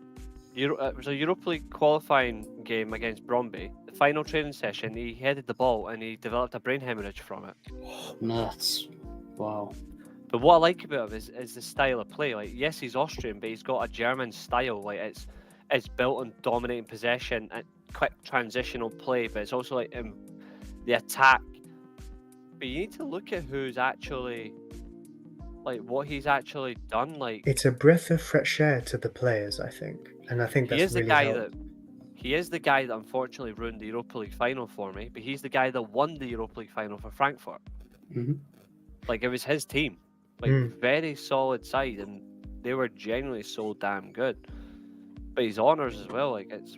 How long was he at Frankfurt for? He was at Frankfurt... he got hired in 2021. And then he lost the final to Leipzig, the cup last season. But he left the end of 22-23 season. He left a year early. But that final cost him. What were the circumstances? Just out of curiosity, what were the circumstances of him leaving? Do we know, or was it just mutual consent, or? The second half of the season, Frankfurt were awful. They were just genuinely so bad. But I mean, just look at what he's done. Like, he was. All I can say is fair play to him. The way he's come in and the way he's just. Yeah, he's the manager that. He's the manager that got Crystal Palace to do their first ever Premier League double over United. He's the guy that ended. Who else did that this season? Because I'm not being funny. That's probably a low bar. Not really. That's Palace. He's also the guy that ended Liverpool's unbeaten streak at Anfield. 29 games they were unbeaten at Anfield, and he's the one that ended it. But that says all for me. Like, I shouldn't be record. this happy, but I mean, I'm very happy. Want to, like, he's only won one honour as a manager, though. That's the Europa League. But when you actually look at as a manager since 2014, from 2014 to now, 10 years as a manager, 395 games managed at 5 clubs, 193 wins, 94 draws, 108 defeats, goals scored 680, goals against 488. His goal difference of plus 192, and he's got a win percentage combined at 48.86. He had a plus 135 goal difference in a 4-year period at Lask Linz, for God's sake. I mean, that says it all. That's mental. 1-7, drew 3, lost 3 at Palace, 29 goals scored, 14 against, 53.85% win percentage. It's the second highest at a club. Wow. Good manager, he's the right man for them. I'm intrigued how they do this summer. Especially with player sales. Yeah. And also his phone book as well as the Bundesliga for me is what is going to make this Palace side exciting. That is fact. It was 5-0. Aggregate for Palace over United, it was 5-0 because they won 1-0 in the first game. But, like, when you look at it, I think Glasner's focus in the summer will be retaining Elise, Eze and Mateta and looking at central midfield to make some improvements there, I'd say maybe look at his wing back, see if he can work on that a little bit, and then maybe a centre back signing. I think apart from that, the rest is fine. I don't know about backup striker, but if they retain Elise and Eze, he's going to be fine. Yeah. If he loses both of them, I'm not sure. Replacing them is very hard because you have to spend big money, even after selling those two for big money. Exactly, and the question is Parrish going to want to do it? He'll give him a bit of budget, but it's not going to be to the extent that they're going to receive for them. And to be honest, with what we've seen Palace do in the past, it's 50-50. I think they'll spend at least 60 million this summer. I Yeah. think Palace will spend at least 60. Because I know for a fact, I know they keep going back and forth to Roy Hodgson, but with the way that Glasner started, what's his name's going to be like, okay, Parrish is going to be like, okay, we're going to need to back Glasner. This is nothing like Patrick Vieira. This is nothing like Frank de Boer, that absolute clown. And quite frankly, we know why. Yeah, we said like I pretty much said why Vieira was going to fail in the first place. I said Vieira would get found out immediately at the end of his first season. The second season, he won't know how to respond. Glasner's teams genuinely play the same way, but he will change them up tactically in games to make it unpredictable. He will be a very good appointment for them, and then he'll go on to something better after that. Like, his stock will not be harmed by being the Palace manager. Mm-hmm. No. Please tell me that's a joke. No. Alright, I've got to see this. If it's on the Guardian somewhere, I'm gonna have a look. 1 second, lads. I'm gonna have a hunt. Keep talking. Let's have a look on here. No, I'll do it. Just you do the next club. Let me do this. You do the next club. Whilst I do some looking. So I'm gonna give this one to you, Dio. Take your pick and let us know what you think. I'm gonna put Arsenal in slightly exceeded. Yeah. I didn't expect them to be in a title race again. I thought they would not be as good as the other teams. But fair play to them. I think Arteta's overachieved with this squad. Yeah. I think the way the system is and how it gets the best out of his players, I think it makes them look a better team than they are, especially how strong their defense is. What they need is either a winger who can score goals or a striker who can score goals and is a focal point. Yeah, because at the moment, you've got that massive reliance on likes of Martinelli, Saka, Odegaard, who's been absolutely there's unbelievable. There's not enough goals in that team. There's not enough goals to influence. Jesus, I think, is not a goal scorer. He's good to have to link up play, but you need a winger, another winger who can. You need a winger on the left because Saka's not getting dropped. At the end of the day as well, Jesus, as you said, he's just he's basically a false nine at best. Exactly. So he's great to link play. I'm getting my phone. But realistically, not good enough to score goals. 100%. I think the left back spot, I think they're fine with. Tomiyasu, who's played there recently, has looked good. Mm-hmm. And when Timber comes back, he's going to be a stalwart in that position. Yeah. He's going to be the first choice, and that defense is going to look very solid. If they can sort out their goalkeeper Okikoki like they did during the season, eventually, and then they need to invest big. No. Oh my God. Yeah. Chiesa, Milic, and then Yildiz. They scored 2 goals in a minute. With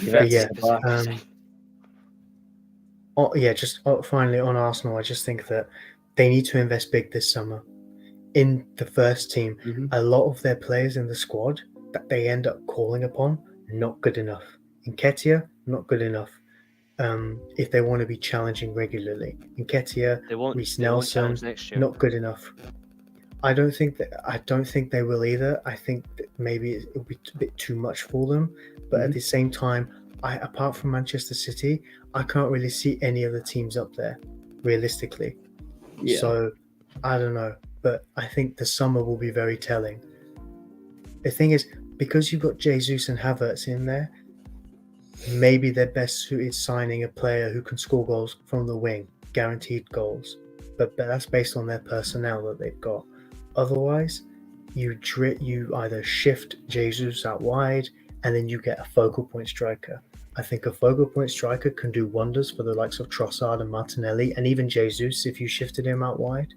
But like, they need to get it right, and they need to spend big. They need goals if they want to get over the line. If they want to start winning things, those goals, those moments where the striker pulls up with a big goal when they've been against it or when they've been producing nothing, those change games. They don't have that. Mm-hmm.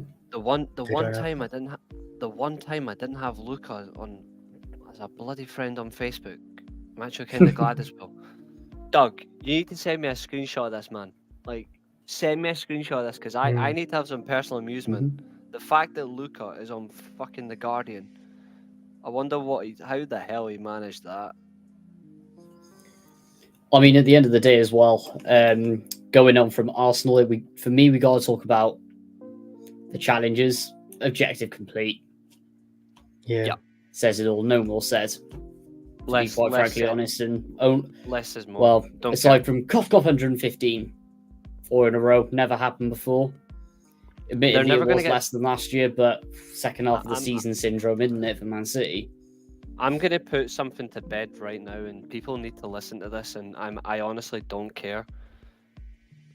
Man City are not going to get found guilty at any point. Yeah. No, they won't. I think we all know deep down for a while. I think we've all known for a while. They will never get found guilty.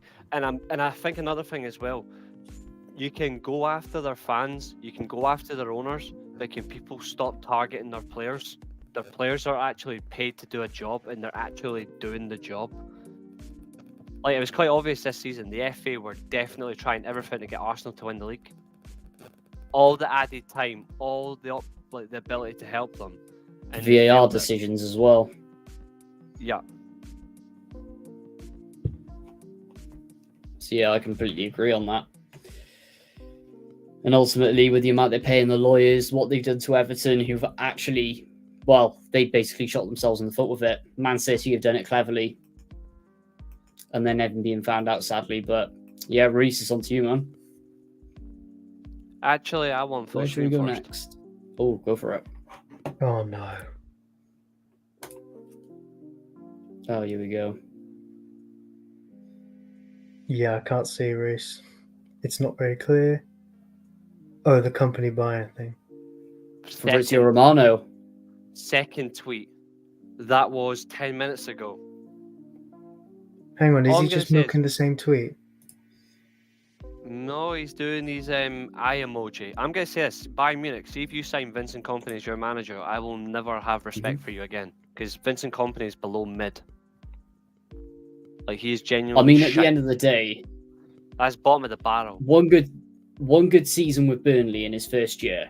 Comes up to the Premier League, loses their best assets, doesn't replace them, hyped up as a big name, had loads of the expectation because he did well in what was a very, very poor standard championship season. He got over 100 points, but he's just a glorified Russell Martin, as we said backstage earlier. And quite frankly, if you guys agree with me, they go in F. Yeah, disaster. And if they lose him in the summer... Do you know what the thing is? I will admit I was wrong about this. I thought, even though they spent a lot of money, I thought it was a lot more methodical than we've seen from like Villa and Fulham over the years. Yeah. Clearly, it just wasn't good enough. You know, Nathan Tella and Scott Twine not being around the gaff.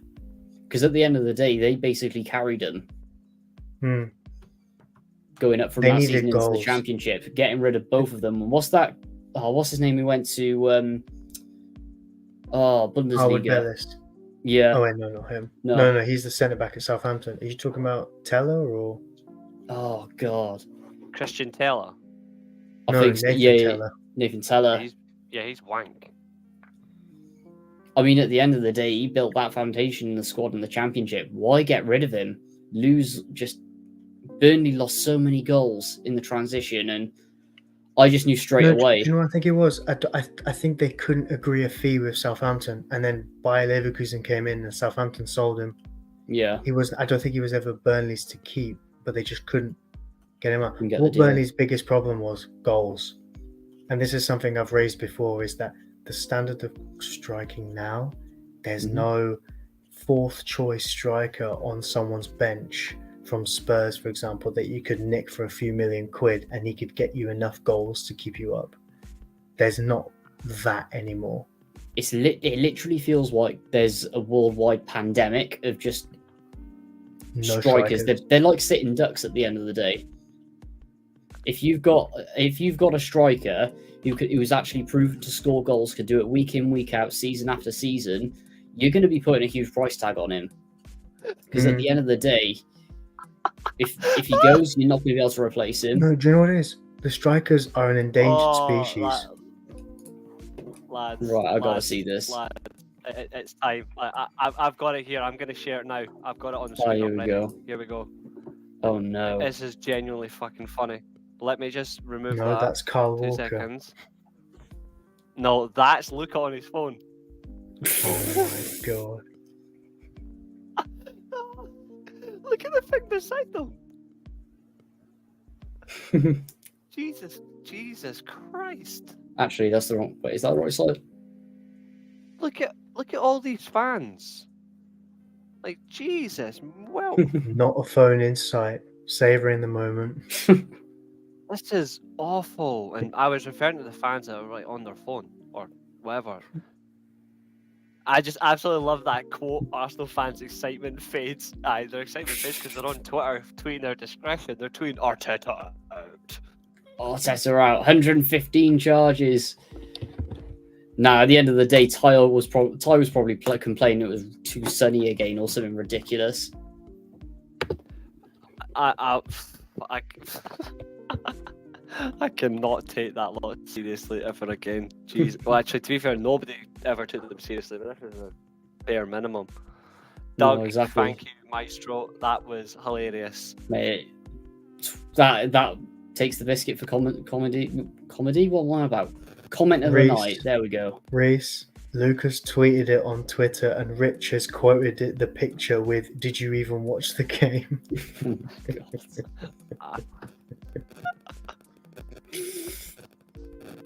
I think I might drop a comment myself. So if you've got your eyes on my Twitter at any point, Devils_Rising with a 1. I can't remember when it was. I don't know if it was this morning or yesterday. It might have been this morning. I don't know. I don't know whether I was napping or I was asleep or I just was off my phone. I went on Twitter. 90% of the tweets I was looking at was just all from Reece. I was like, how many tweets has he done on wrestling? I was just trying to find in a row. I think there was 10 tweets in a row of just Reece. I was like, what is going on? It's because I'm great. But what day was that? I can't remember. It was. I think it might have been yesterday. I don't know. I can't remember whether it was this morning or last night or yesterday afternoon. If you'd said last Friday, yeah, I do some threads, but no, it was over this weekend.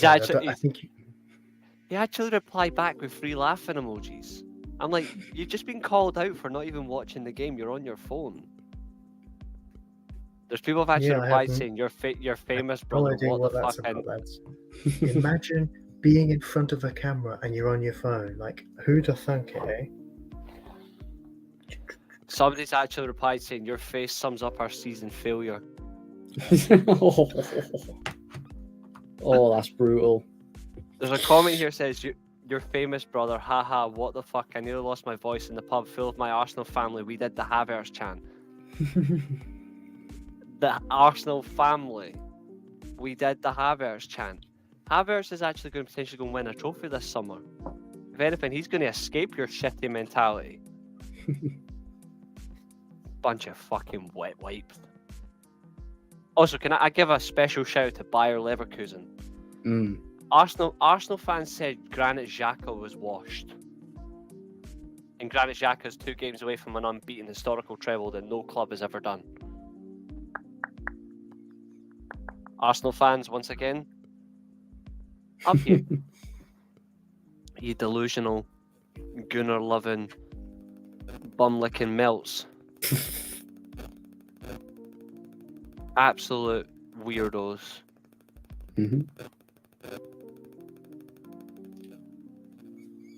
Unbelievable. Manchester United are apparently eyeing up an Evan Nielsen swap. Wow. Swip, sorry. Why would we sign Evan Nielsen? That just makes no sense though. It's almost as bad as United fans that want Kieran McKenna as our manager. Just go away. Yeah, that doesn't make sense at all. And this is the thing that I keep getting with Man United. Just every time you link with someone and you get someone like, I just can't. He's just going to be another one added to the list of Deadwood being removed season after season. Now I'm laughing at that this. Now I'm laughing at this one. Manchester United want phenomenal new fullback. He's called phenomenal Ryan Alt-Nouri. Alt-Nouri is a wing back, and he is not phenomenal. He's okay. I wouldn't mind Alt-Nouri, at least he'd be fit. But jeez, how is he phenomenal? The drugs these guys take, they're called football fan casts for a reason. Weirdos. Don't speak about my club like that, you bloody gonks. Did you see the link today to Luton's wing back, Alfie Doughty or whatever his name is? Yeah, Doughty. For me, that just doesn't make sense because he was at Cardiff a couple of years back, and I know that. Yeah, he was, and I know that obviously. Oh, it's Cardiff, and we've had some shocking years, but the fact he was on and off the bench in that squad who scraped 18th just. I mean, okay, he's done well for Luton, but the fact he's going to be Manchester United's quality, where even then he's not even an out-and-out Luton starter, that's lunacy, that is. It genuinely makes no sense. Like, oh yeah, it is missing Fulham as well. Yeah, we are. Yeah, right. They were not great, weren't they? Fulham, let me grab them 2 seconds. Yeah, they were not great. I laugh at certain players that get linked to Man United. I'm like, what exactly are you trying to get United to do? Like, are you trying to get United to compete, or do you want to get United to get worse? Jesus Christ. Listen, I'm not against buying good players from clubs that are not Man United, but they're only if they're good players who can play. Yeah. Being Man United, like for example, for every top signing in a certain position, you get a Robertson, like Liverpool when they bought Robertson from Hull. Yeah. That would fit the system and that would be very good. Do you know what I mean? Like Reece, I sent that massive message into the group chat like last week, was it? When I was saying that for every like Bremer we signed, for example, should we look at a Benjamin Henriks as a backup fullback, or a Mazraoui, or a Sasha Bowie from Bayern? Oh yeah, I would say that. Yeah, absolutely. I don't mind Henriks. He's a good player. Although, this is how I know that England are going to fail at the Euros, when they're actually going to put Luke Shaw in their training squad to go to the Euros. That's how I know England are going to not get anywhere. Especially when there's so many better options as well. Lunacy. He's wank. All the fans say, we got to keep Luke Shaw. Why do you want us to keep injury-prone players that aren't good enough? And the fact as well that you could say he's washed, considering the amount of how long he's been there as well. Do you know what the thing is? More and more fans are now starting to come to the idea that maybe we should move Shaw on. Yeah. I'm sick of being ahead of them. I would hope Chelsea are still stupid enough to pay 40 million quid for an injury-prone left-back in his late 20s. I don't care where he goes, just get him out of my club. For me, like, mid-table Premier League at best. He's overrated. If he's lucky.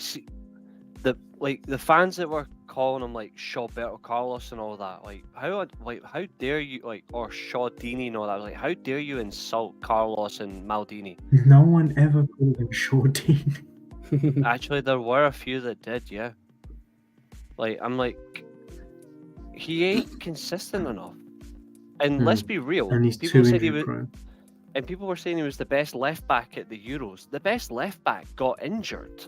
Spinazzola. By a mile.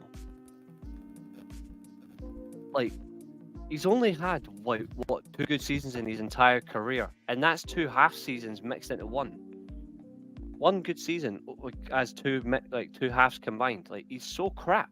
Mhm. But fans are like, oh no, we should keep him. I'm like, I don't care if he had a double leg break. He had the double leg break. He's had numerous years after that, and he doesn't look after himself. He does not look after himself. He's a fat git. Like, the bloody size of foot that he had, like that when he got exposed by Lukaku, summed it up. Like, the amount of flaming desserts he was eating, that summed up for me. Luke Shaw does not care about his body. He does not care Pin it, about his guys. physical well-being. Mhm. Pin it. Reece brought up Lukaku. Aye, I brought him up for a point against Luke Shaw. There's a difference. Because he actually did expose him. And that's my problem. Is like, you're supposed to be Man United's starting left back. You should be in better health, in better physical condition, and you should be actively proving to people that you're actually better than what people say you're not. People were saying he was crap. At the end of the day, does it show that the club is spineless for not keeping a control of it? Like Man City, we've seen in all of the documentaries, player interviews and everything, when it comes to like players' welfare, diets, everything. I mean, look at the treatment of Calvin Phillips. They're like the FBI. Manchester United, they sort of like they down tools and stick their feet up. Yeah, like you're treated like a serious athlete at those clubs. Yeah. Like, you don't get away with it. If you're not in good condition, you're not playing. If you're not at the best of your physical strength, you're not even getting near the bench.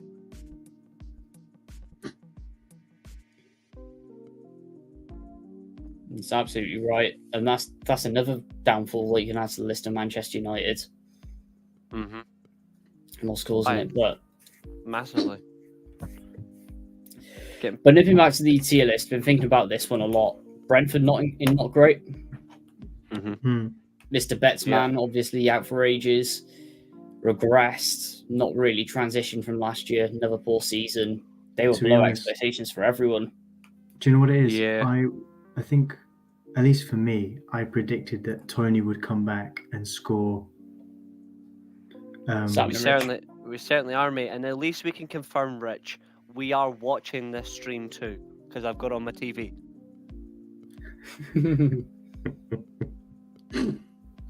But yeah, I remember saying in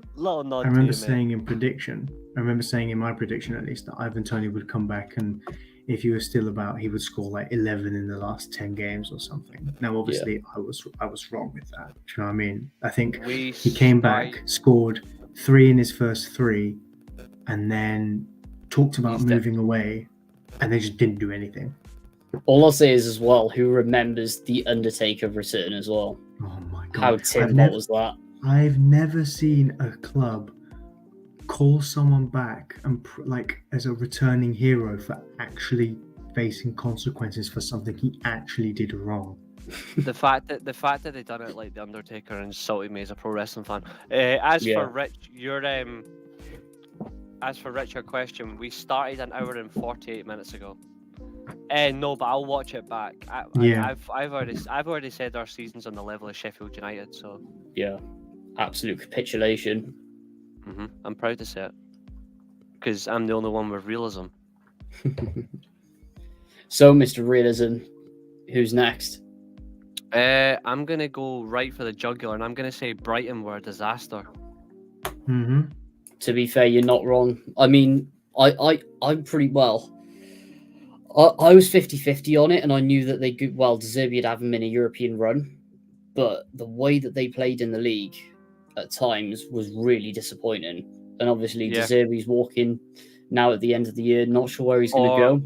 Or is rumours about buying, but is it a walk though? Now that apparently a 4.3 million compensation fee is apparently being paid as well, which I spoke about before the show started. It is from an unknown Premier League club. Well, unnamed. No, wasn't an unknown Premier League club. It's just an unknown club. The people are speculating. The report I saw was unnamed Premier League club. The one I seen as well. There's another one that said unknown club, and people are saying AC Milan. I'm like, it's not AC Milan. AC Milan. I don't think it's anyone in Serie A at all. I don't think any Serie A club wants him. Like, AC Milan will not touch him. It'll either be Sergio Koikunchao or it'll be Paulo Fonseca for the Milan job. And I'm hoping it's Sergio over Fonseca. Yeah. No, I don't think he's going Bayern either, Doug. You know what I actually think could happen? I think De Zerbi could end up getting the Chelsea job. Even though I think Pochettino should stay in the job for a bit longer, I think he's turned that around. It wouldn't surprise me. I think the 3-3 draw tonight for Juventus has might stall Motta a little bit. Especially because they were 3-0 up. Especially with how quick Oh, as no. well. Oh, it was an unnamed club. That was I'll have my mistake. I'll have my banner and apology. Thank you very much. Okay, I'm I sorry. need to get the Reece right banner back. Oh, I'd be surprised, Doug. I'm not sure. Last year, I could understand because Pep was kind of like talking about him and praising him. But the way I'm surprised That De Zerbi's stock is still high after this season. That defense is really tailor-made for big mistake. What's actually beautiful though is the fact that Fabio Capello came out and said that Roberto De Zerbi, even though he's an ex Milan player, De Zerbi should not be considered for the Milan job at all because he's won nothing. He just came out and said he's won nothing. Don't give him the job. I'm like, I mean, I like De Zerbi, but I like Capello more. But like Brighton, for that team, I'm gonna say another thing as well. Evan Ferguson is so fucking overrated. Yeah. He is crap. To be fair, who remembers the hype around him the season prior? Well, everyone was going for a top 6 club. He didn't score for like 5-6 months. Yeah. And I'm like, how is he fucking good? He's like, that's overrated. And he didn't end the season well either. He ended the season poorly. His goal tally for the whole entire season was shocking. It was. Like, I mean, at the end of the day, I know Pedro it's going to be. There's going to be a lot coming from the media. Julio, I know what pressure, you're doing. but I know what you're doing. It's not. I don't care about the Irish. Like, I like the Irish in that way, but I do not care. Like, it's not going to. I've already sent the message to Keane about what you said. Listen, I don't disagree with what you said. He's got the full Ferguson stocks, but he's so overrated. I think, especially for. Can you imagine if we'd bought him for 60-70 million pounds last summer? Oh. It's bad enough we paid that money for Højlund, who wasn't even like proven in Serie A, let alone. Yeah, he only scored 13 goals for Atlanta last year. Yeah, he scored 13 goals in the league. But like, my app is disconnected now. But genuinely, like the awfulness of Brighton, like the goals specifically is a massive problem. Like the amount of it was not just goals; it was sloppy goals. It was defensive transitions and being bullied by low block sides. And I'm like, this sums them up. They're not going anywhere. It wouldn't surprise me if their next manager is back at Graham Potter, and they do better this time. Like, it wouldn't surprise me. Yeah, especially working for money bills and what he had as well. From his Chelsea stink. Well, then again, we could even see if Southampton go up. It just stinks of Brighton going for the absolutely overrated of Russell Martin. Mm-hmm. Fitting in with the hipster narrative. Okay, this is interesting. So, as we said, Maurizio Sarri came out stupidly and said that Allegri didn't do good enough at Juventus. Of all people, who's got the cheek to try and comment, Maurizio Sarri, you've done nothing in your career, mate, of the warrants even the right to comment. But Paul Pogba's actually now just come out. Mm-hmm. And I'm just trying to find the exact words because he only... Nope, yeah. 2 words. Grazie, mister. That was it. That's what Pogba said for Allegri. The players like him. The players He's like a good Allegri. man. He's a good manager. He's a good manager. Exactly, Doug. Exactly. Bang on. That's a very low bar, though. Guy He goes literally to came pack a day and he's won He Square root literally of came out. football. Sarri literally came out and said, "I won the league with this Juventus team, but all Allegri can achieve Hang on, that was 4 years is a ago. Coppa Italia." That was it.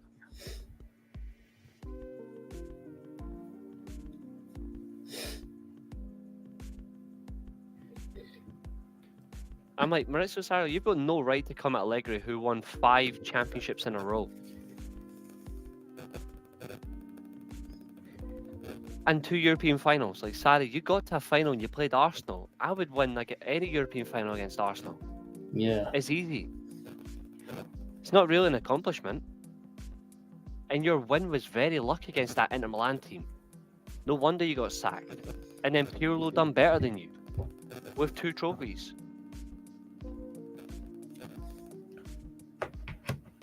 But yeah, Stu is correct as well. Mm-hmm. Bottom half of the EPL are absolutely shocking. The Premier League's overrated anyway. Serie A is the best league in 100%. football. I don't care what anyone says. That's the league that gives me more satisfaction as a football fan. Even though I'm a Man United fan, Serie A gives me more enjoyment because you generally do not know what's going to fucking happen. Whereas the Premier League, you already know. Yeah. Like, it's so easy to predict. 100%. So in that case, let's pick another one here. Where do we see West Ham? Because for me, they had a bit of a stinker and not great. Here's the thing with West We all Ham. knew they were going to regress and struggle after being in the Europa League, but Moyes was running out of steam and they just needed a bit of fresh energy, and getting Lopetegui in is probably one of the best things that are going to happen to them this season. But the fact they still finished 9th with the squad they've got is very good. Here's the thing. Moyes deserves his credentials for what he's done there. Apart from the European trophy, last season was horrendous. Okay. Yeah. Going into this season, yes, they finished in a better position, I believe, unless I've got that wrong. Yeah. No, But when it's been bad this season, it has been very bad. I'm talking heavy defeats to Forest, to Fulham, 2 teams who seem like they can't score on the dance floor at 10-2 in the morning when there's no one running about the gaff. You need to stop obsessing with your 10-2 thing. Listen, right? I speak from experience. Well, I say experience. I don't want to know what you're. I don't want to know what you're talking from, because your 10-2 needs to stop. All you mention. It's just a common analogy that I like to use. But yeah, I do admit, going into it, I was there like, actually, wait, I shouldn't use it, but I can't think of anything else. Look, you could just say they were absolutely shocking. No, because it's too simple, and that's what you do. I don't like your simple methods. But I don't do Not everything I do is simple, thank you. But simple is effective. Mm-hmm. But I still come up with absolute banging analogies that nobody even thinks of. Right. Okay then. Anyway, back to the football. You've been there. You have been there for some of them. Okay. Great. So I've just got nothing to add to what Reece has just said there. But yeah, on West Ham, I think in terms of the Moyes thing, it's right for all parties. Yeah. It's the best time. The end of a contract, the end of a managerial cycle is the best time. I'm refusing in terms to of their season, not great. It depends how you look at it. They've improved on last season, league position-wise, but it's still not great. So I think not great is fair. Yeah.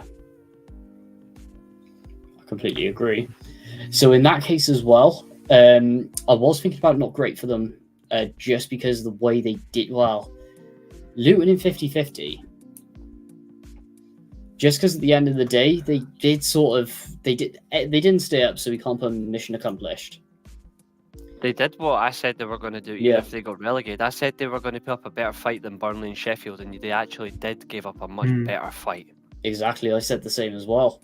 They were the best prepared going into that season. They went down just on the fact that they didn't have enough quality. I think at the end of the day, I know that sounds. Look at but the thing is, they could attack, but they just couldn't defend at all. I mean, they had a lot of championship players in there. They moneyballed it, and a couple of results here and there, they might have pulled it off. I'm not even joking. See, when you look at the league as well, I mean, unfortunately, they lost 4-2 in the final day. But see, when you actually look at the bloody league, it was only 6. It was literally only 6 points between them and Forest. Mhm. Like, This is what I mean. I A mean, couple of that results says here it and all. there, Like, it might have differed. Yeah. yeah, and they deserve to. They deserve to stay up more than Forest did. Oh, I completely agree. Like, that might sound harsh because Forest survived and Forest had all that money, but Forest were spending more money that they generally do not have. And Yeah, Forest next are year in serious trouble next year. they And are they going to get finished where whipped. they finished. Forest need to go in like disaster or complete disaster. I think they got in Forest need to be disaster. careful. Forest need to be careful about who they recruit. Like, genuinely, who or what they try to recruit next year, because they need to be very careful. And I'll say it as well, if they want to do better, get rid of their manager. Yeah. Because Santo has not done anything of good for that team. They're not playing good football. They're not playing I any disagree. remote football. There's nothing there to justify it. I disagree with the notion of getting rid of him. Now, I could turn out to be wrong in 6 months, but realistically, he's just walked in through the door. This chop and change, lack of stability, No, is I'm not bad saying enough chop. in the squad. Yeah. Then not again, saying with for Forest as well. Changing the manager, I'm not changing saying the for manager chop and isn't going to change. help. They need stability. Yeah, Then again, when and you look I at agree. when you look agree at with the Forest as stability, well, but not him. just to jump in quickly here, Reece, as well, for the last 10, 15 years with Forest under Fawaz and also under Marinakis, it's like Exhausting. whenever goes anything slightly wrong, sack him straight away. And we've seen When time I and look time at- again, when they get a Mhm. good manager and a bit of stability, it just crumbles. It's going to happen with Santo. It happened with Sabri Lamucci as well, when the Mhm. going got a bit tough and they just plummeted. And Yep. and to be honest, they've shot themselves in the foot again. So for me, it's a disaster, and it's for- only going to get worse from here. I don't Santo rate for Nuno me as a isn't coach. it. Me neither, and I don't think he can give you any form of stability. He just gives you a little bit of here and there, and then it regresses. I think they need to go and get a different manager.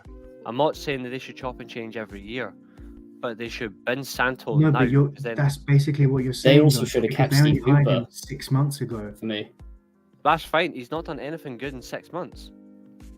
Regardless of the points deduction, they haven't convinced against anybody. Like, they're genuinely a mixed match, and I'm going to say this now, going into next season, they will not get better. They will not get better unless they go insane defensive counter-attack mode. But by that point, everybody knows how to play a Nuno Espirito Santos team. He'll be easy to figure out. He's more predictable than a nun. He is so predictable. They will find him out. They're better off just telling him, thank you for the 6 months, but we want to go in a different direction. I don't. If Forest are if he is their manager next season, I'm already predicting Forest relegation. Yeah. I think all of us are, to be honest. I think even if you change him, I still think that happens. But I For think me, you've out got of a the better chance if you've got Nuno in, who's been there for 6 months. Bear in mind, I think he's trying to shoehorn a big squad into a variety of formations and systems to try and fit them, because there's a very mixed match group of players there. Look at the system they played before they came to the Premier League. They were playing a very solid back three system, and then all of a sudden they go to a back four. Nuno is well known. They changed for it multiple times though as well. Yeah, Nuno is well known for playing a back three, and he hasn't played it once. He's stuck I'm to a pretty back sure he four. played it against City. Yeah. I'm pretty sure he played it against City. Danilo played in the centre of it, and then he went off. Oh, in that case, then that's just as bad. But even so, he's renowned for playing a back three system. He should just go to what he knows and just orchestrate it. Unless he's stalling for it, I don't know. But it's when you look at it in general. I'm pretty sure he's been doing it. He's got the personnel for it, and I think he's had to revert back to type from what he did at Wolves, because that's obviously what he did at Wolves. I just think that he's got so many players at his disposal I think there's so many of them. He's almost like I don't know what my best team is. Yeah. I think That's he where they needs set the him up for summer failure. and recruitment, where I think players need to go. I don't think many need to come in. It's almost like That's a fair two shout. out, No, that's a two fair go shout. out, Yeah. one comes in. I think what Forest need, and I think they can get this under Nuno, provided they do it right. 2 out, 1 in for each position they've got too much of. Okay. Yeah. Nice job, man. I just Congrats, think Nuno Santo is a posh wank manager. Yeah. Like, he's just not good enough for it. I think I mean- Forest are better off cutting tails.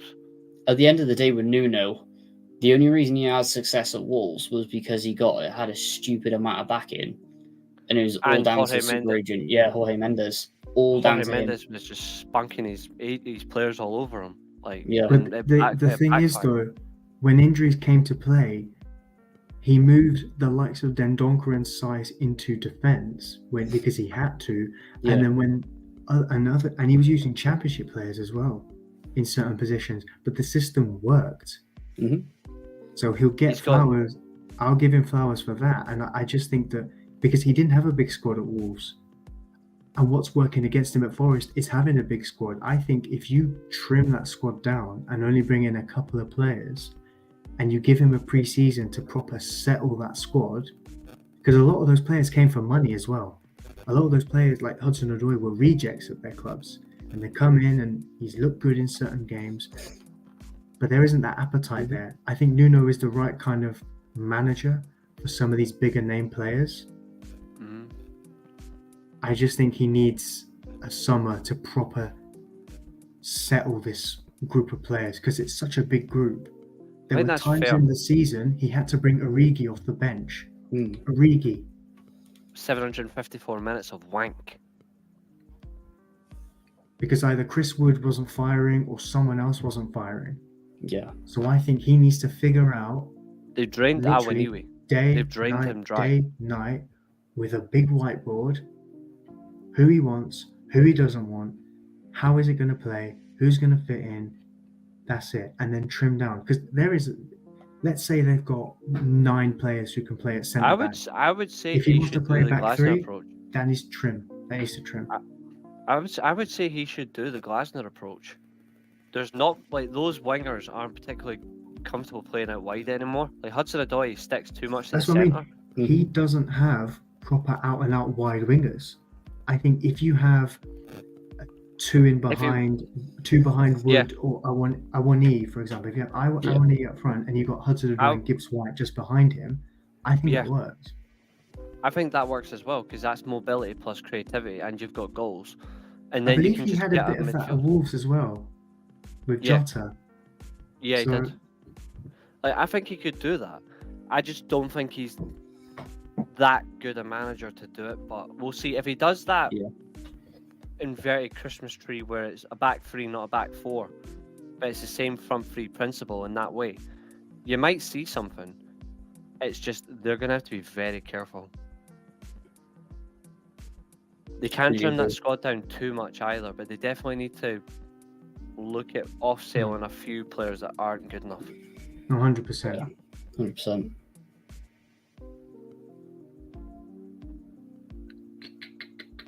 Put Fulham in not great.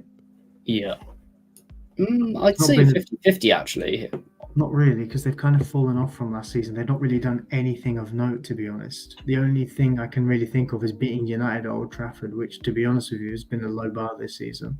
Yeah, basically everyone has had the opportunity to do it, but Yeah, I reckon if Cardiff had come up last summer, and they had still, I think Cardiff City now could probably do a job, which is saying something. absolutely. Even with the sheer lack of manager that we have, but only difference I will give Fulham is they have looked quite a bright spark at times, and when you consider it's the likes of way that Brentford and West Ham have dropped off, I don't think it's been as significant. And we all knew that Fulham were going to finish mid-table, and they've achieved it for me. Mm-hmm. So to be honest, I'd say mission accomplished. potentially, yeah. I'd You know put them what? I'd put them in A bracket. They've actually got where they were supposed to be. Yeah. They lost goals in Mitrovic, never really replaced it, let's be honest. Yeah, that mine's not being Between able to their replace three Mitrovic was strikers. always going to be impossible. Mm. With I'm the way gonna that say- that squad was built around him. Yeah. I'm going to put as well for another one. I'm going to put Newcastle in disaster. Yes. I'd say it's between these two. For me, it's disaster because they were already in the Champions League. They flopped in the Champions League group, which was beautiful. I already told Newcastle fans and they wouldn't listen to me. Mhm. And they failed to get the Champions League again, which would have been their expectation. Yeah. That would have been their objective. We've got the Champions League.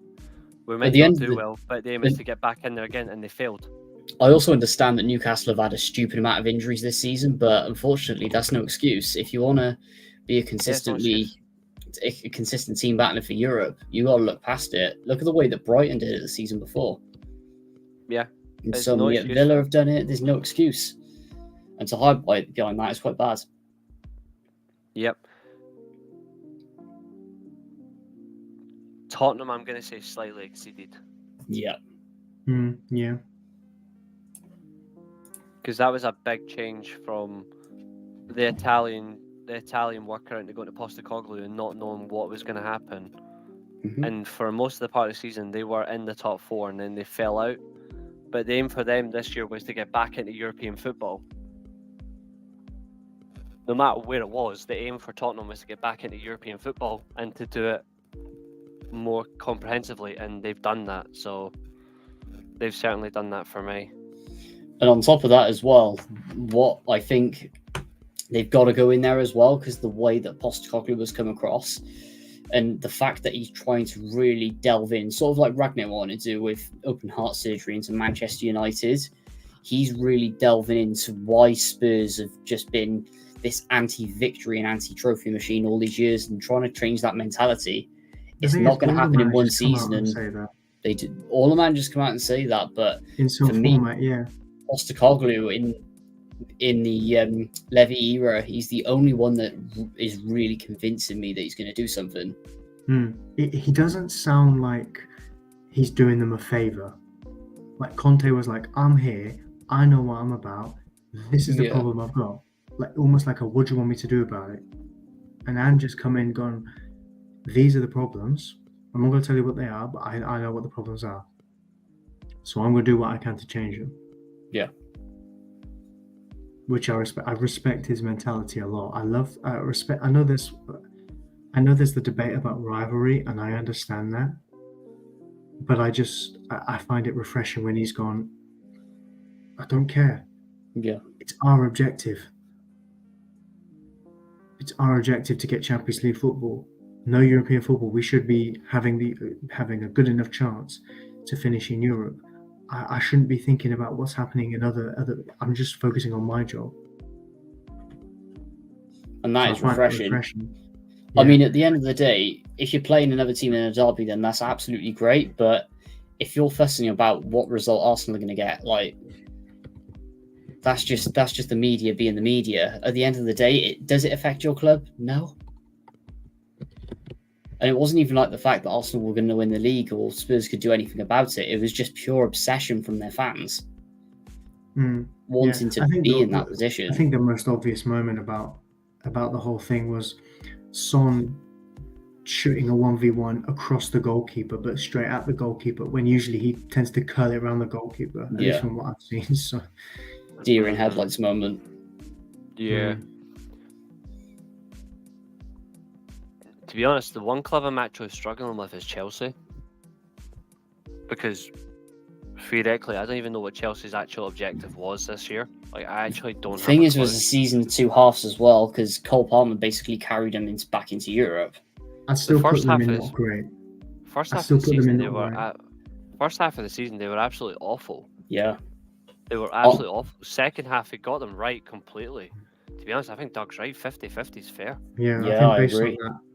Like, it wasn't just Cole Palmer, but the weird thing is only Harry Kane and Kylian Mbappe have more goal contributions this season than Cole Palmer. Because at the end of the day, put it into this way. That's not a joke. That's not a joke, by the way. That's Harry Kane and Kylian Mbappe are the only players in world football that have more goal contributions than Cole Palmer. Cole Palmer had 32 goal contributions. Yeah. Because at the end of the day, the thing you got to remember with Chelsea, it's two parts of it. Yeah. If Cole Palmer wasn't there, they would have basically kept up how they were the whole of the first start of the season, finished 14th, 15th. They would have been a lower mid-table Premier League side. They didn't But the have... fact that he's built and really carried them through, the signs are showing it's starting to gel at Chelsea. Fair play to Todd Bowley for keeping on to Pochettino as well, and just seeing there was a transitional period instead of the impatient Chelsea fans who were just expecting success straight away when they're in a massive rebuild both on and off the pitch.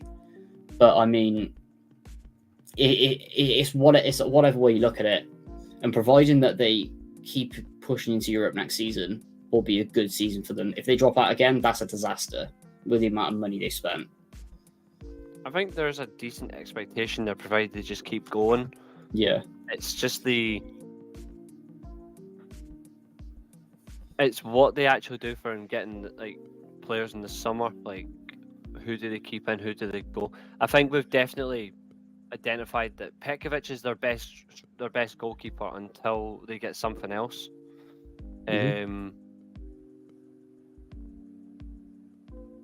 But Jackson is not the striker to take them forward. No. Absolutely not. So then we move on to Doug's team. Well, they overachieved. Yes. Especially when you see it as a transitional season as well. It was. They rebuilt the midfield and still needed more of a defensive structure to that midfield. And at the end of the day, with the way that Klopp really started the process, he did well with it. 100%. It became very basketball games almost, like they used to way back in the day. But they were always scoring goals and they were always finding ways to win, which you couldn't criticize them for. But that continued on as the season went on, and they were in a title challenge. Now, sure, we laughed that they bottled the league and that, but realistically, they shouldn't have been in that title race. Yeah. So, yeah. Completely agree. And then last but not least, Wolves. This is a difficult one to take it. I know Doug said 50-50.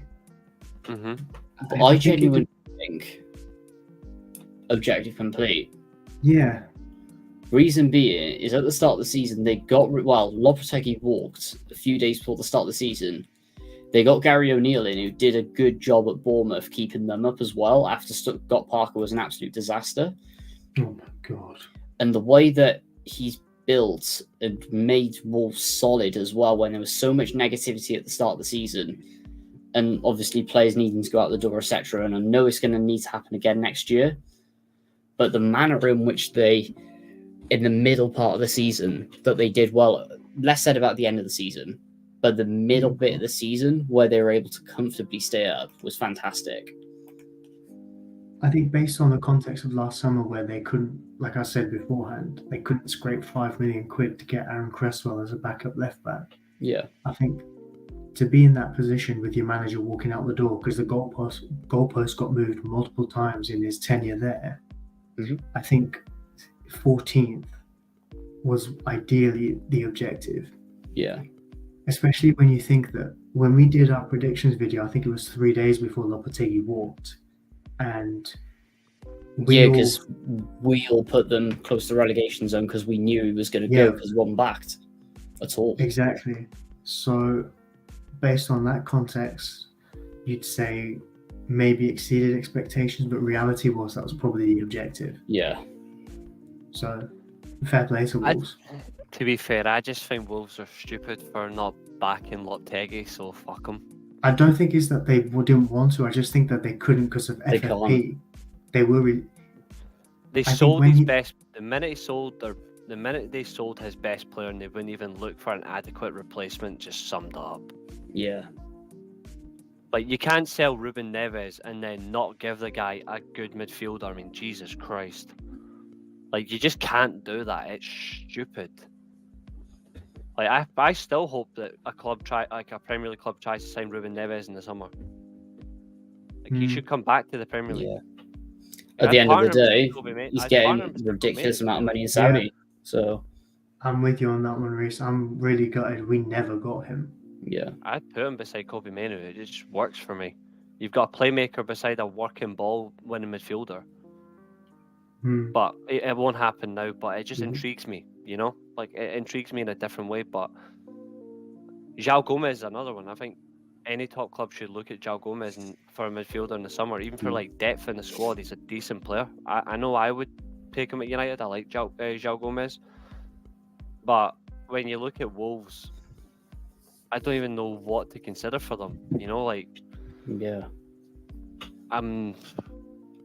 the objective for them, I suppose, was just to stay in the league. So yeah, I suppose objective completed, but I don't know. I think Liverpool, to be fair, kind of exceeded expectations.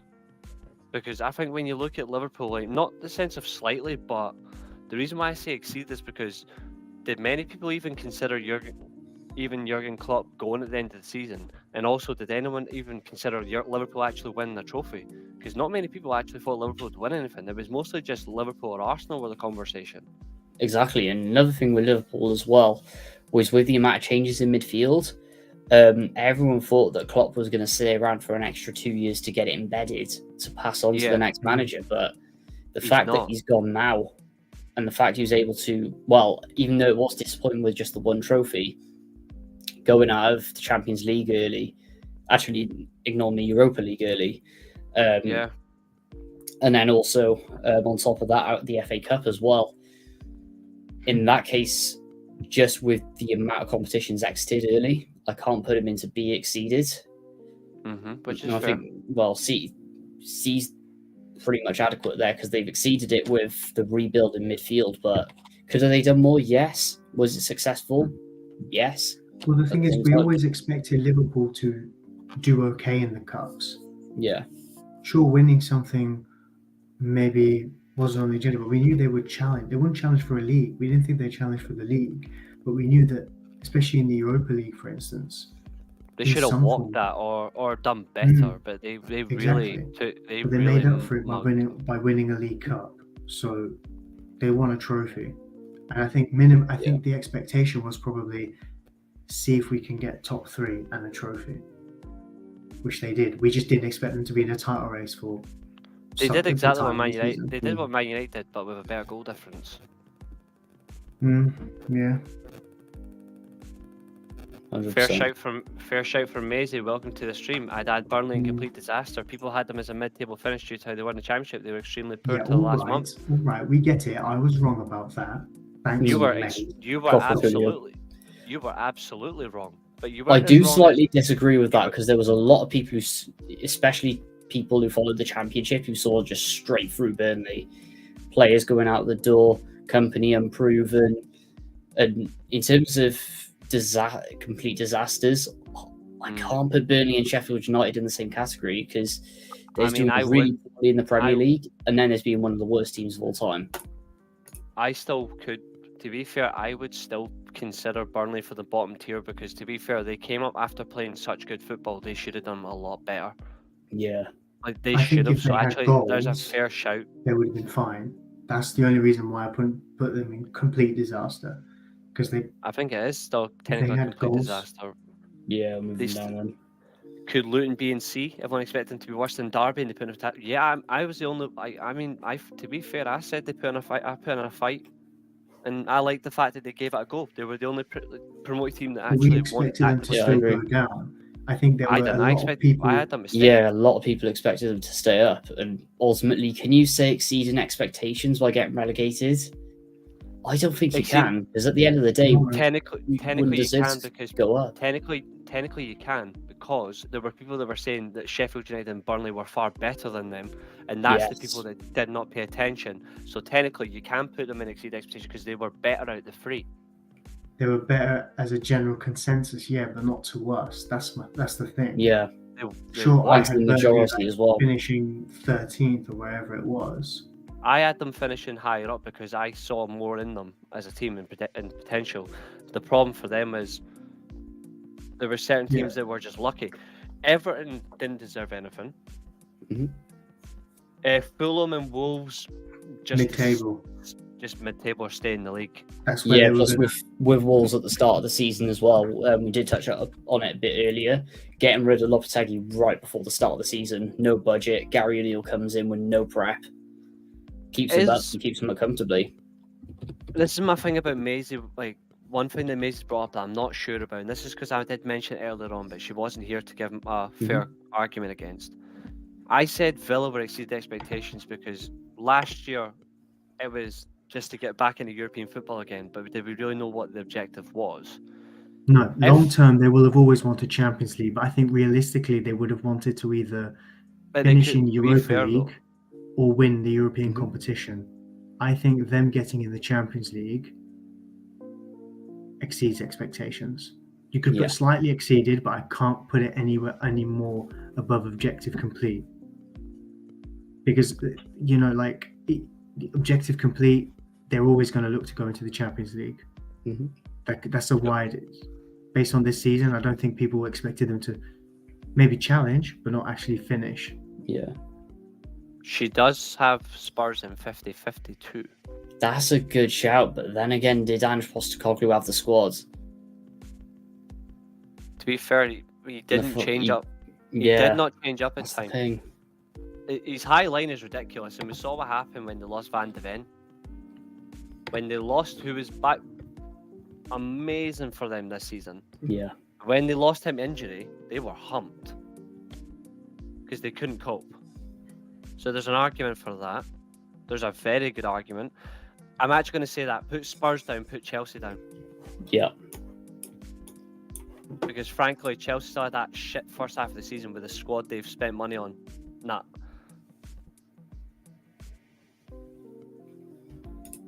Yeah. I initially especially said with the... Chelsea not great, so I agree with that. I think Bays makes a really good point about that's a Spurs good being point. 50-50.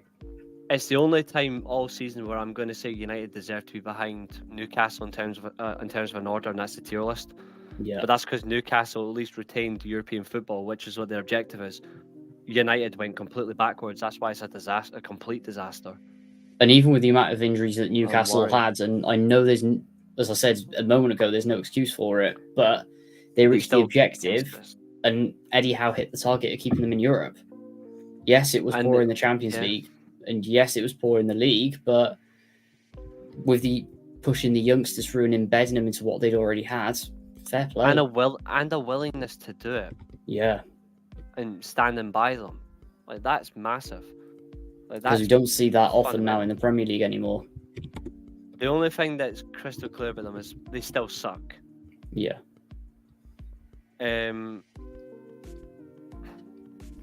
United's one scares me though.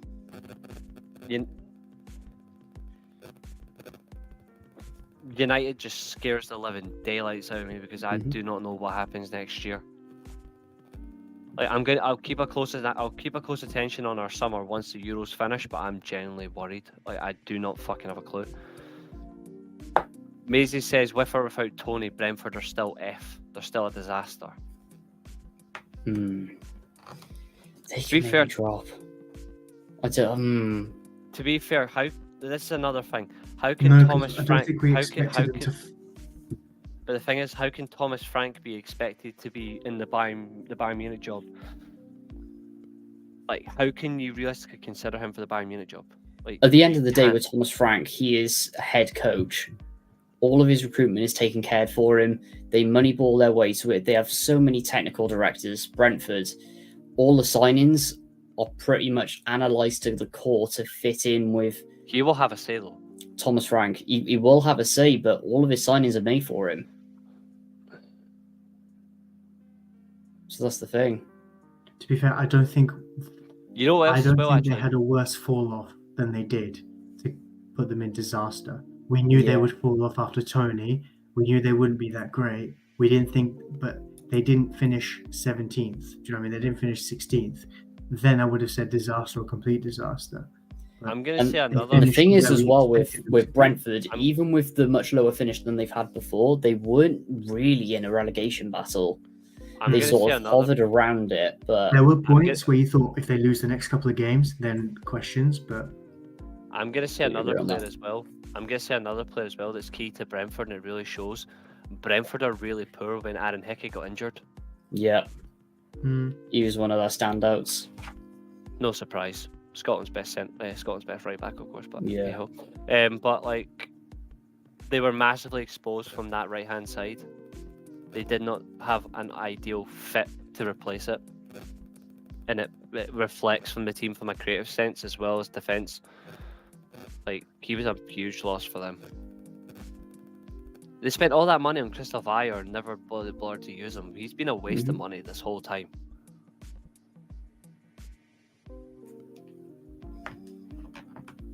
I think Brentford could, if they have a poor summer, they could be in a relegation battle next season, especially if they sell Tony and not replace him.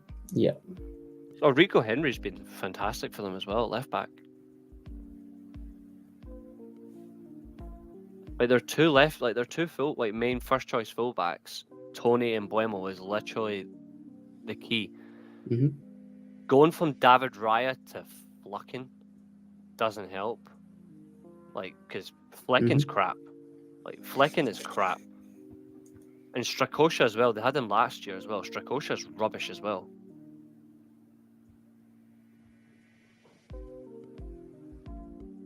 Still nice that David Raya didn't win the league with fucking Arsenal, though, because that would have been painful, because he's a good goalkeeper.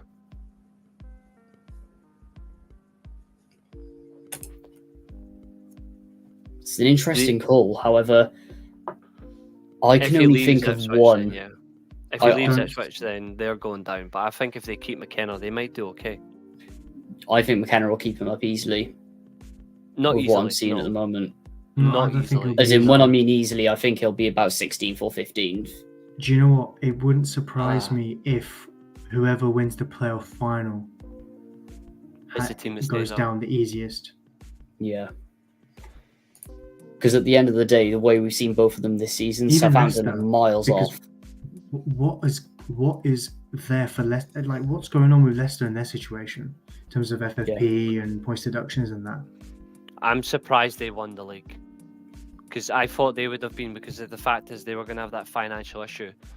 I'd be like, maybe they do the smart thing and they dip into playoffs because they would still win it easy. Yeah. But when you That's look gonna at be who's interesting actually, next week. but when you look at who's been promoted, the best team looks like Ipswich. Maisie says Ipswich and the playoff team get relegated, definitely 50-50 on Leicester. Yeah, I Southampton disagree and Leeds, on Ipswich. Southampton and Leeds, neither of them convince me. Southampton have got an absolute clown for a manager. If they get Completely agree. You've already And lost Leeds that don't. battle. Russell Martin's a No. fraud. Daniel Farke is waiting for when Delia Smith has got another day out. Like, Daniel Farke is not a manager. Can't manage for shit. He's the worst German manager 100%. I've ever seen. And the fact is as well that he's A, bottled promotion with his squad, and B, nearly just capitulated going towards the playoffs as well. Leeds on they just blow hot and cold all the time. I was gonna say that's a Leeds thing, though. Yeah. I don't think you can. I think if anything, Daniel Farke's the fuel on that fire. I want to bring up the comment that May's just put in about Ipswich in the squad. Here's the thing that I want to ask. Do you think it's a wise move for McKenna to go to Brighton? Because I actually don't think it's wise at all. No. I think theoretically Brighton should do the smart thing. Brighton should go back to Graham Potter. Yeah, I agree. I actually think they should, because Potter's football isn't the most enjoyable, but the one thing that he's at least going to do for them is he's going to make sure they don't stupidly concede the goals they do. Another thing as well with McKenna is, why would he go to a smaller club, considering the project he's built at Ipswich as well?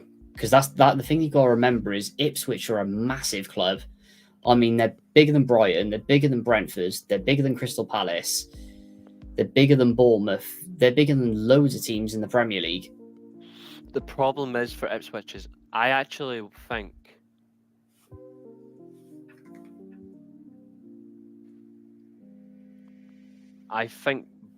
Brighton as well, especially Ipswich. I think Ipswich got promoted a little too early. Yeah. That's not saying Oh, Kieran yeah, McKenna's easily. They went straight away, didn't they? So Yeah. But then again, It's- McKenna built basically a near championship title winning squad in League One, and when Ipswich got their new owners when they got relegated. For years, Ipswich spent their way to get out of Who do you, League One. here's, who do They you did think it Brighton are slowly, gonna but they get did it smart. Who do you think Brighton's next manager is going to be then? Who do you think? Because after you go from the madness of the Serbi, It wouldn't you surprise need me a if they went balance. back to Potter, to be honest. It's the 'Cause I'm safest just thinking- option. Who's Who do you available? think, Nathan? I think it's going to be Potter. And even with the compensation that they paid to go back to the project that he built and aiding through the likes of Evan Ferguson and using his scouting network, it fits so well. Best option is Potter. Going back to what he knows would be a good way to build himself back up and maybe even take it further. Yeah. Now I'm a But the little thing that scared. Potter's got to remember is I'm a out little of the last scared. 3 It's- jobs he's had, he's been Mm. poached on each one and he's accepted it. Maisie, are So you he's trying to always scare me? hungry for just money and the bigger clout. Do you know what I think the biggest thing for Wait, Ipswich wait, wait, is? wait, wait, wait, wait, wait, wait, wait, wait. Maisie, are you trying to scare me? I'm not even joking. Maisie's named Allegri in the chat. Yeah, I know, I've seen. And Like, I'm I'm just quite moving scared. past it because there is nothing in that. Apart from No, you know what? gaslight the, you. the irony is, though, is it would work. It won't happen though. It wouldn't happen. They could I afford see to it. pay them. I they see can how it afford could to pay him work, the but contract. I don't think not that kind of Just job. No. Just remember what I said about he's not going to take the Napoli job. I don't think he's taking the Napoli job. The funny thing is, if you remember what I said about Brighton as well, sooner or later Brighton are going to have to start spending the amount of money they've brought in from all these sales.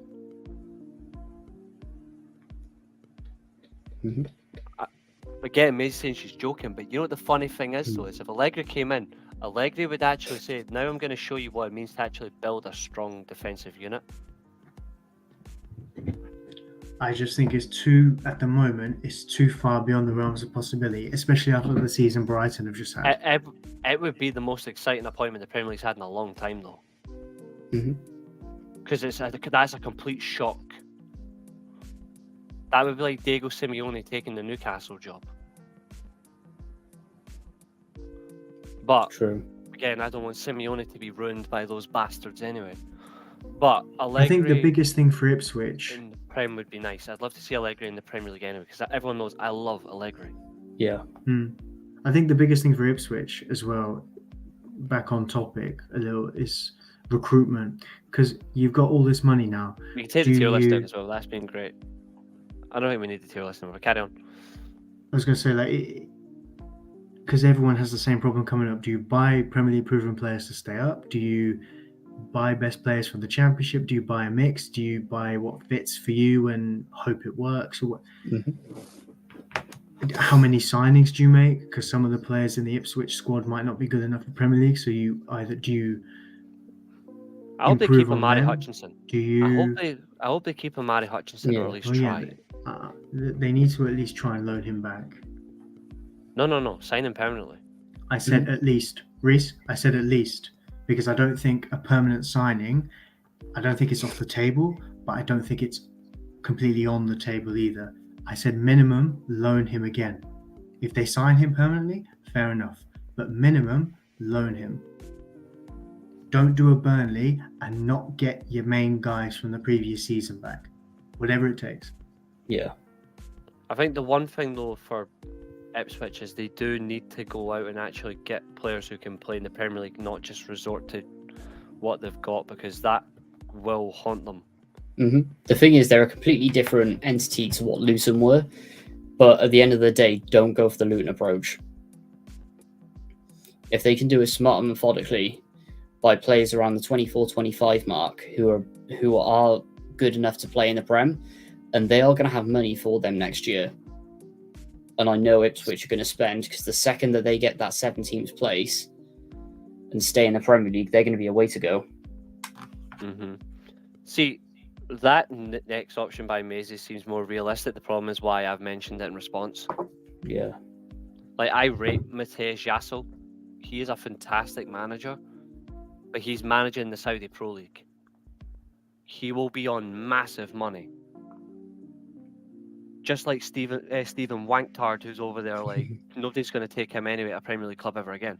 But he's on so much money that getting him out of Saudi is going to be a nightmare unless they forgo a lot of wages. Yeah. Like, and once you're on that money, it's very hard to just go away from it, even, like, regardless. But he's German. He has better principles. He will definitely turn it down. There's a lot of managers out there I'd like to see in the Premier League. Like, I'd like to see Gallardo in the league. I'd like to see at some point Leonardo Jardim. Like, I'd like to see Thiago Motta a few years down the line. I'd like to see him in the Premier League. I think A few years down the line, I'd like to see Simeone Inzaghi in the Premier League. Yeah. I'd like to see Luis Enrique eventually come to the Premier League. And then, depends on what happens this summer, because he's an absolute stupid clown. Xavi should come to the Premier League as well. Xavi would be good to see in the Premier League. He is the favourite for the Juventus job, unfortunately, yeah. Thiago it's Motta. pretty much done, isn't it? Mm-hmm. Well, I mean, to be fair, tonight could go against him. He did blow a big lead tonight against Juventus. They were winning 3-0 and they drew 3-3. I don't think one match is enough. As much as you hope he doesn't go there. I Juventus think have done that before. their mind has though. been made up. Juventus have done that before, though, where their prime candidate is then blew it against them and they've went, But unfortunately, it means that once he gets that job, one of his first signings, even though he's injured, will be Lewis Ferguson. Yeah. Mm. And Lewis Ferguson, 100%. as a number 10 for Juventus, he will ball for them. Oh, yeah. Anyway, we're probably going to I wrap want him up to be the these Milan clubs. manager, but it's not going to happen. I think he'll be the Juventus manager, unfortunately, and I think hopefully Sergio will leave Porto for Milan, Yeah. Mm. because I don't want Paulo Fonseca. 100%. But what we're going to do as well is looking at next week. We've got our championship review, which we'll do in the same format. However, we're also going to discuss the other leagues around Europe as well. So we're going to touch a lot more into the Bundesliga, really delve deep and dissect Serie A on top of that as well. Might even scoop into La Liga and also Liga as well. But yeah, aside from that, any parting comments, Reece? Smashed this.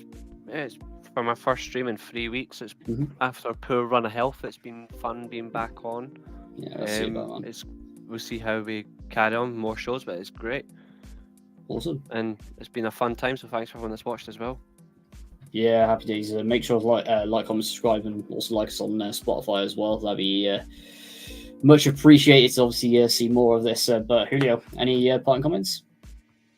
No, just have a good night and have enjoyed being back. Happy days. Yep, I am well and truly back. I am absolutely knackered, so I'm going to bed. But aside from that, have a good one, guys. Thank you so much to Maisie. Who else we had in here as well? Rich, thanks for popping in. Same with Doug. Hope you all guys have a great week, and we'll all Oh, we'll see you next time. and we'll leave on this comment. We don't go looking. We do not go looking for news articles to be on the front page. So if you are at a football game and you're watching your team fail to win the league, it's probably best that you're not on your phone. 100%. And on that note, have fun, Luca. Live on YouTube. And listen back on Spotify. This is the World of Football podcast.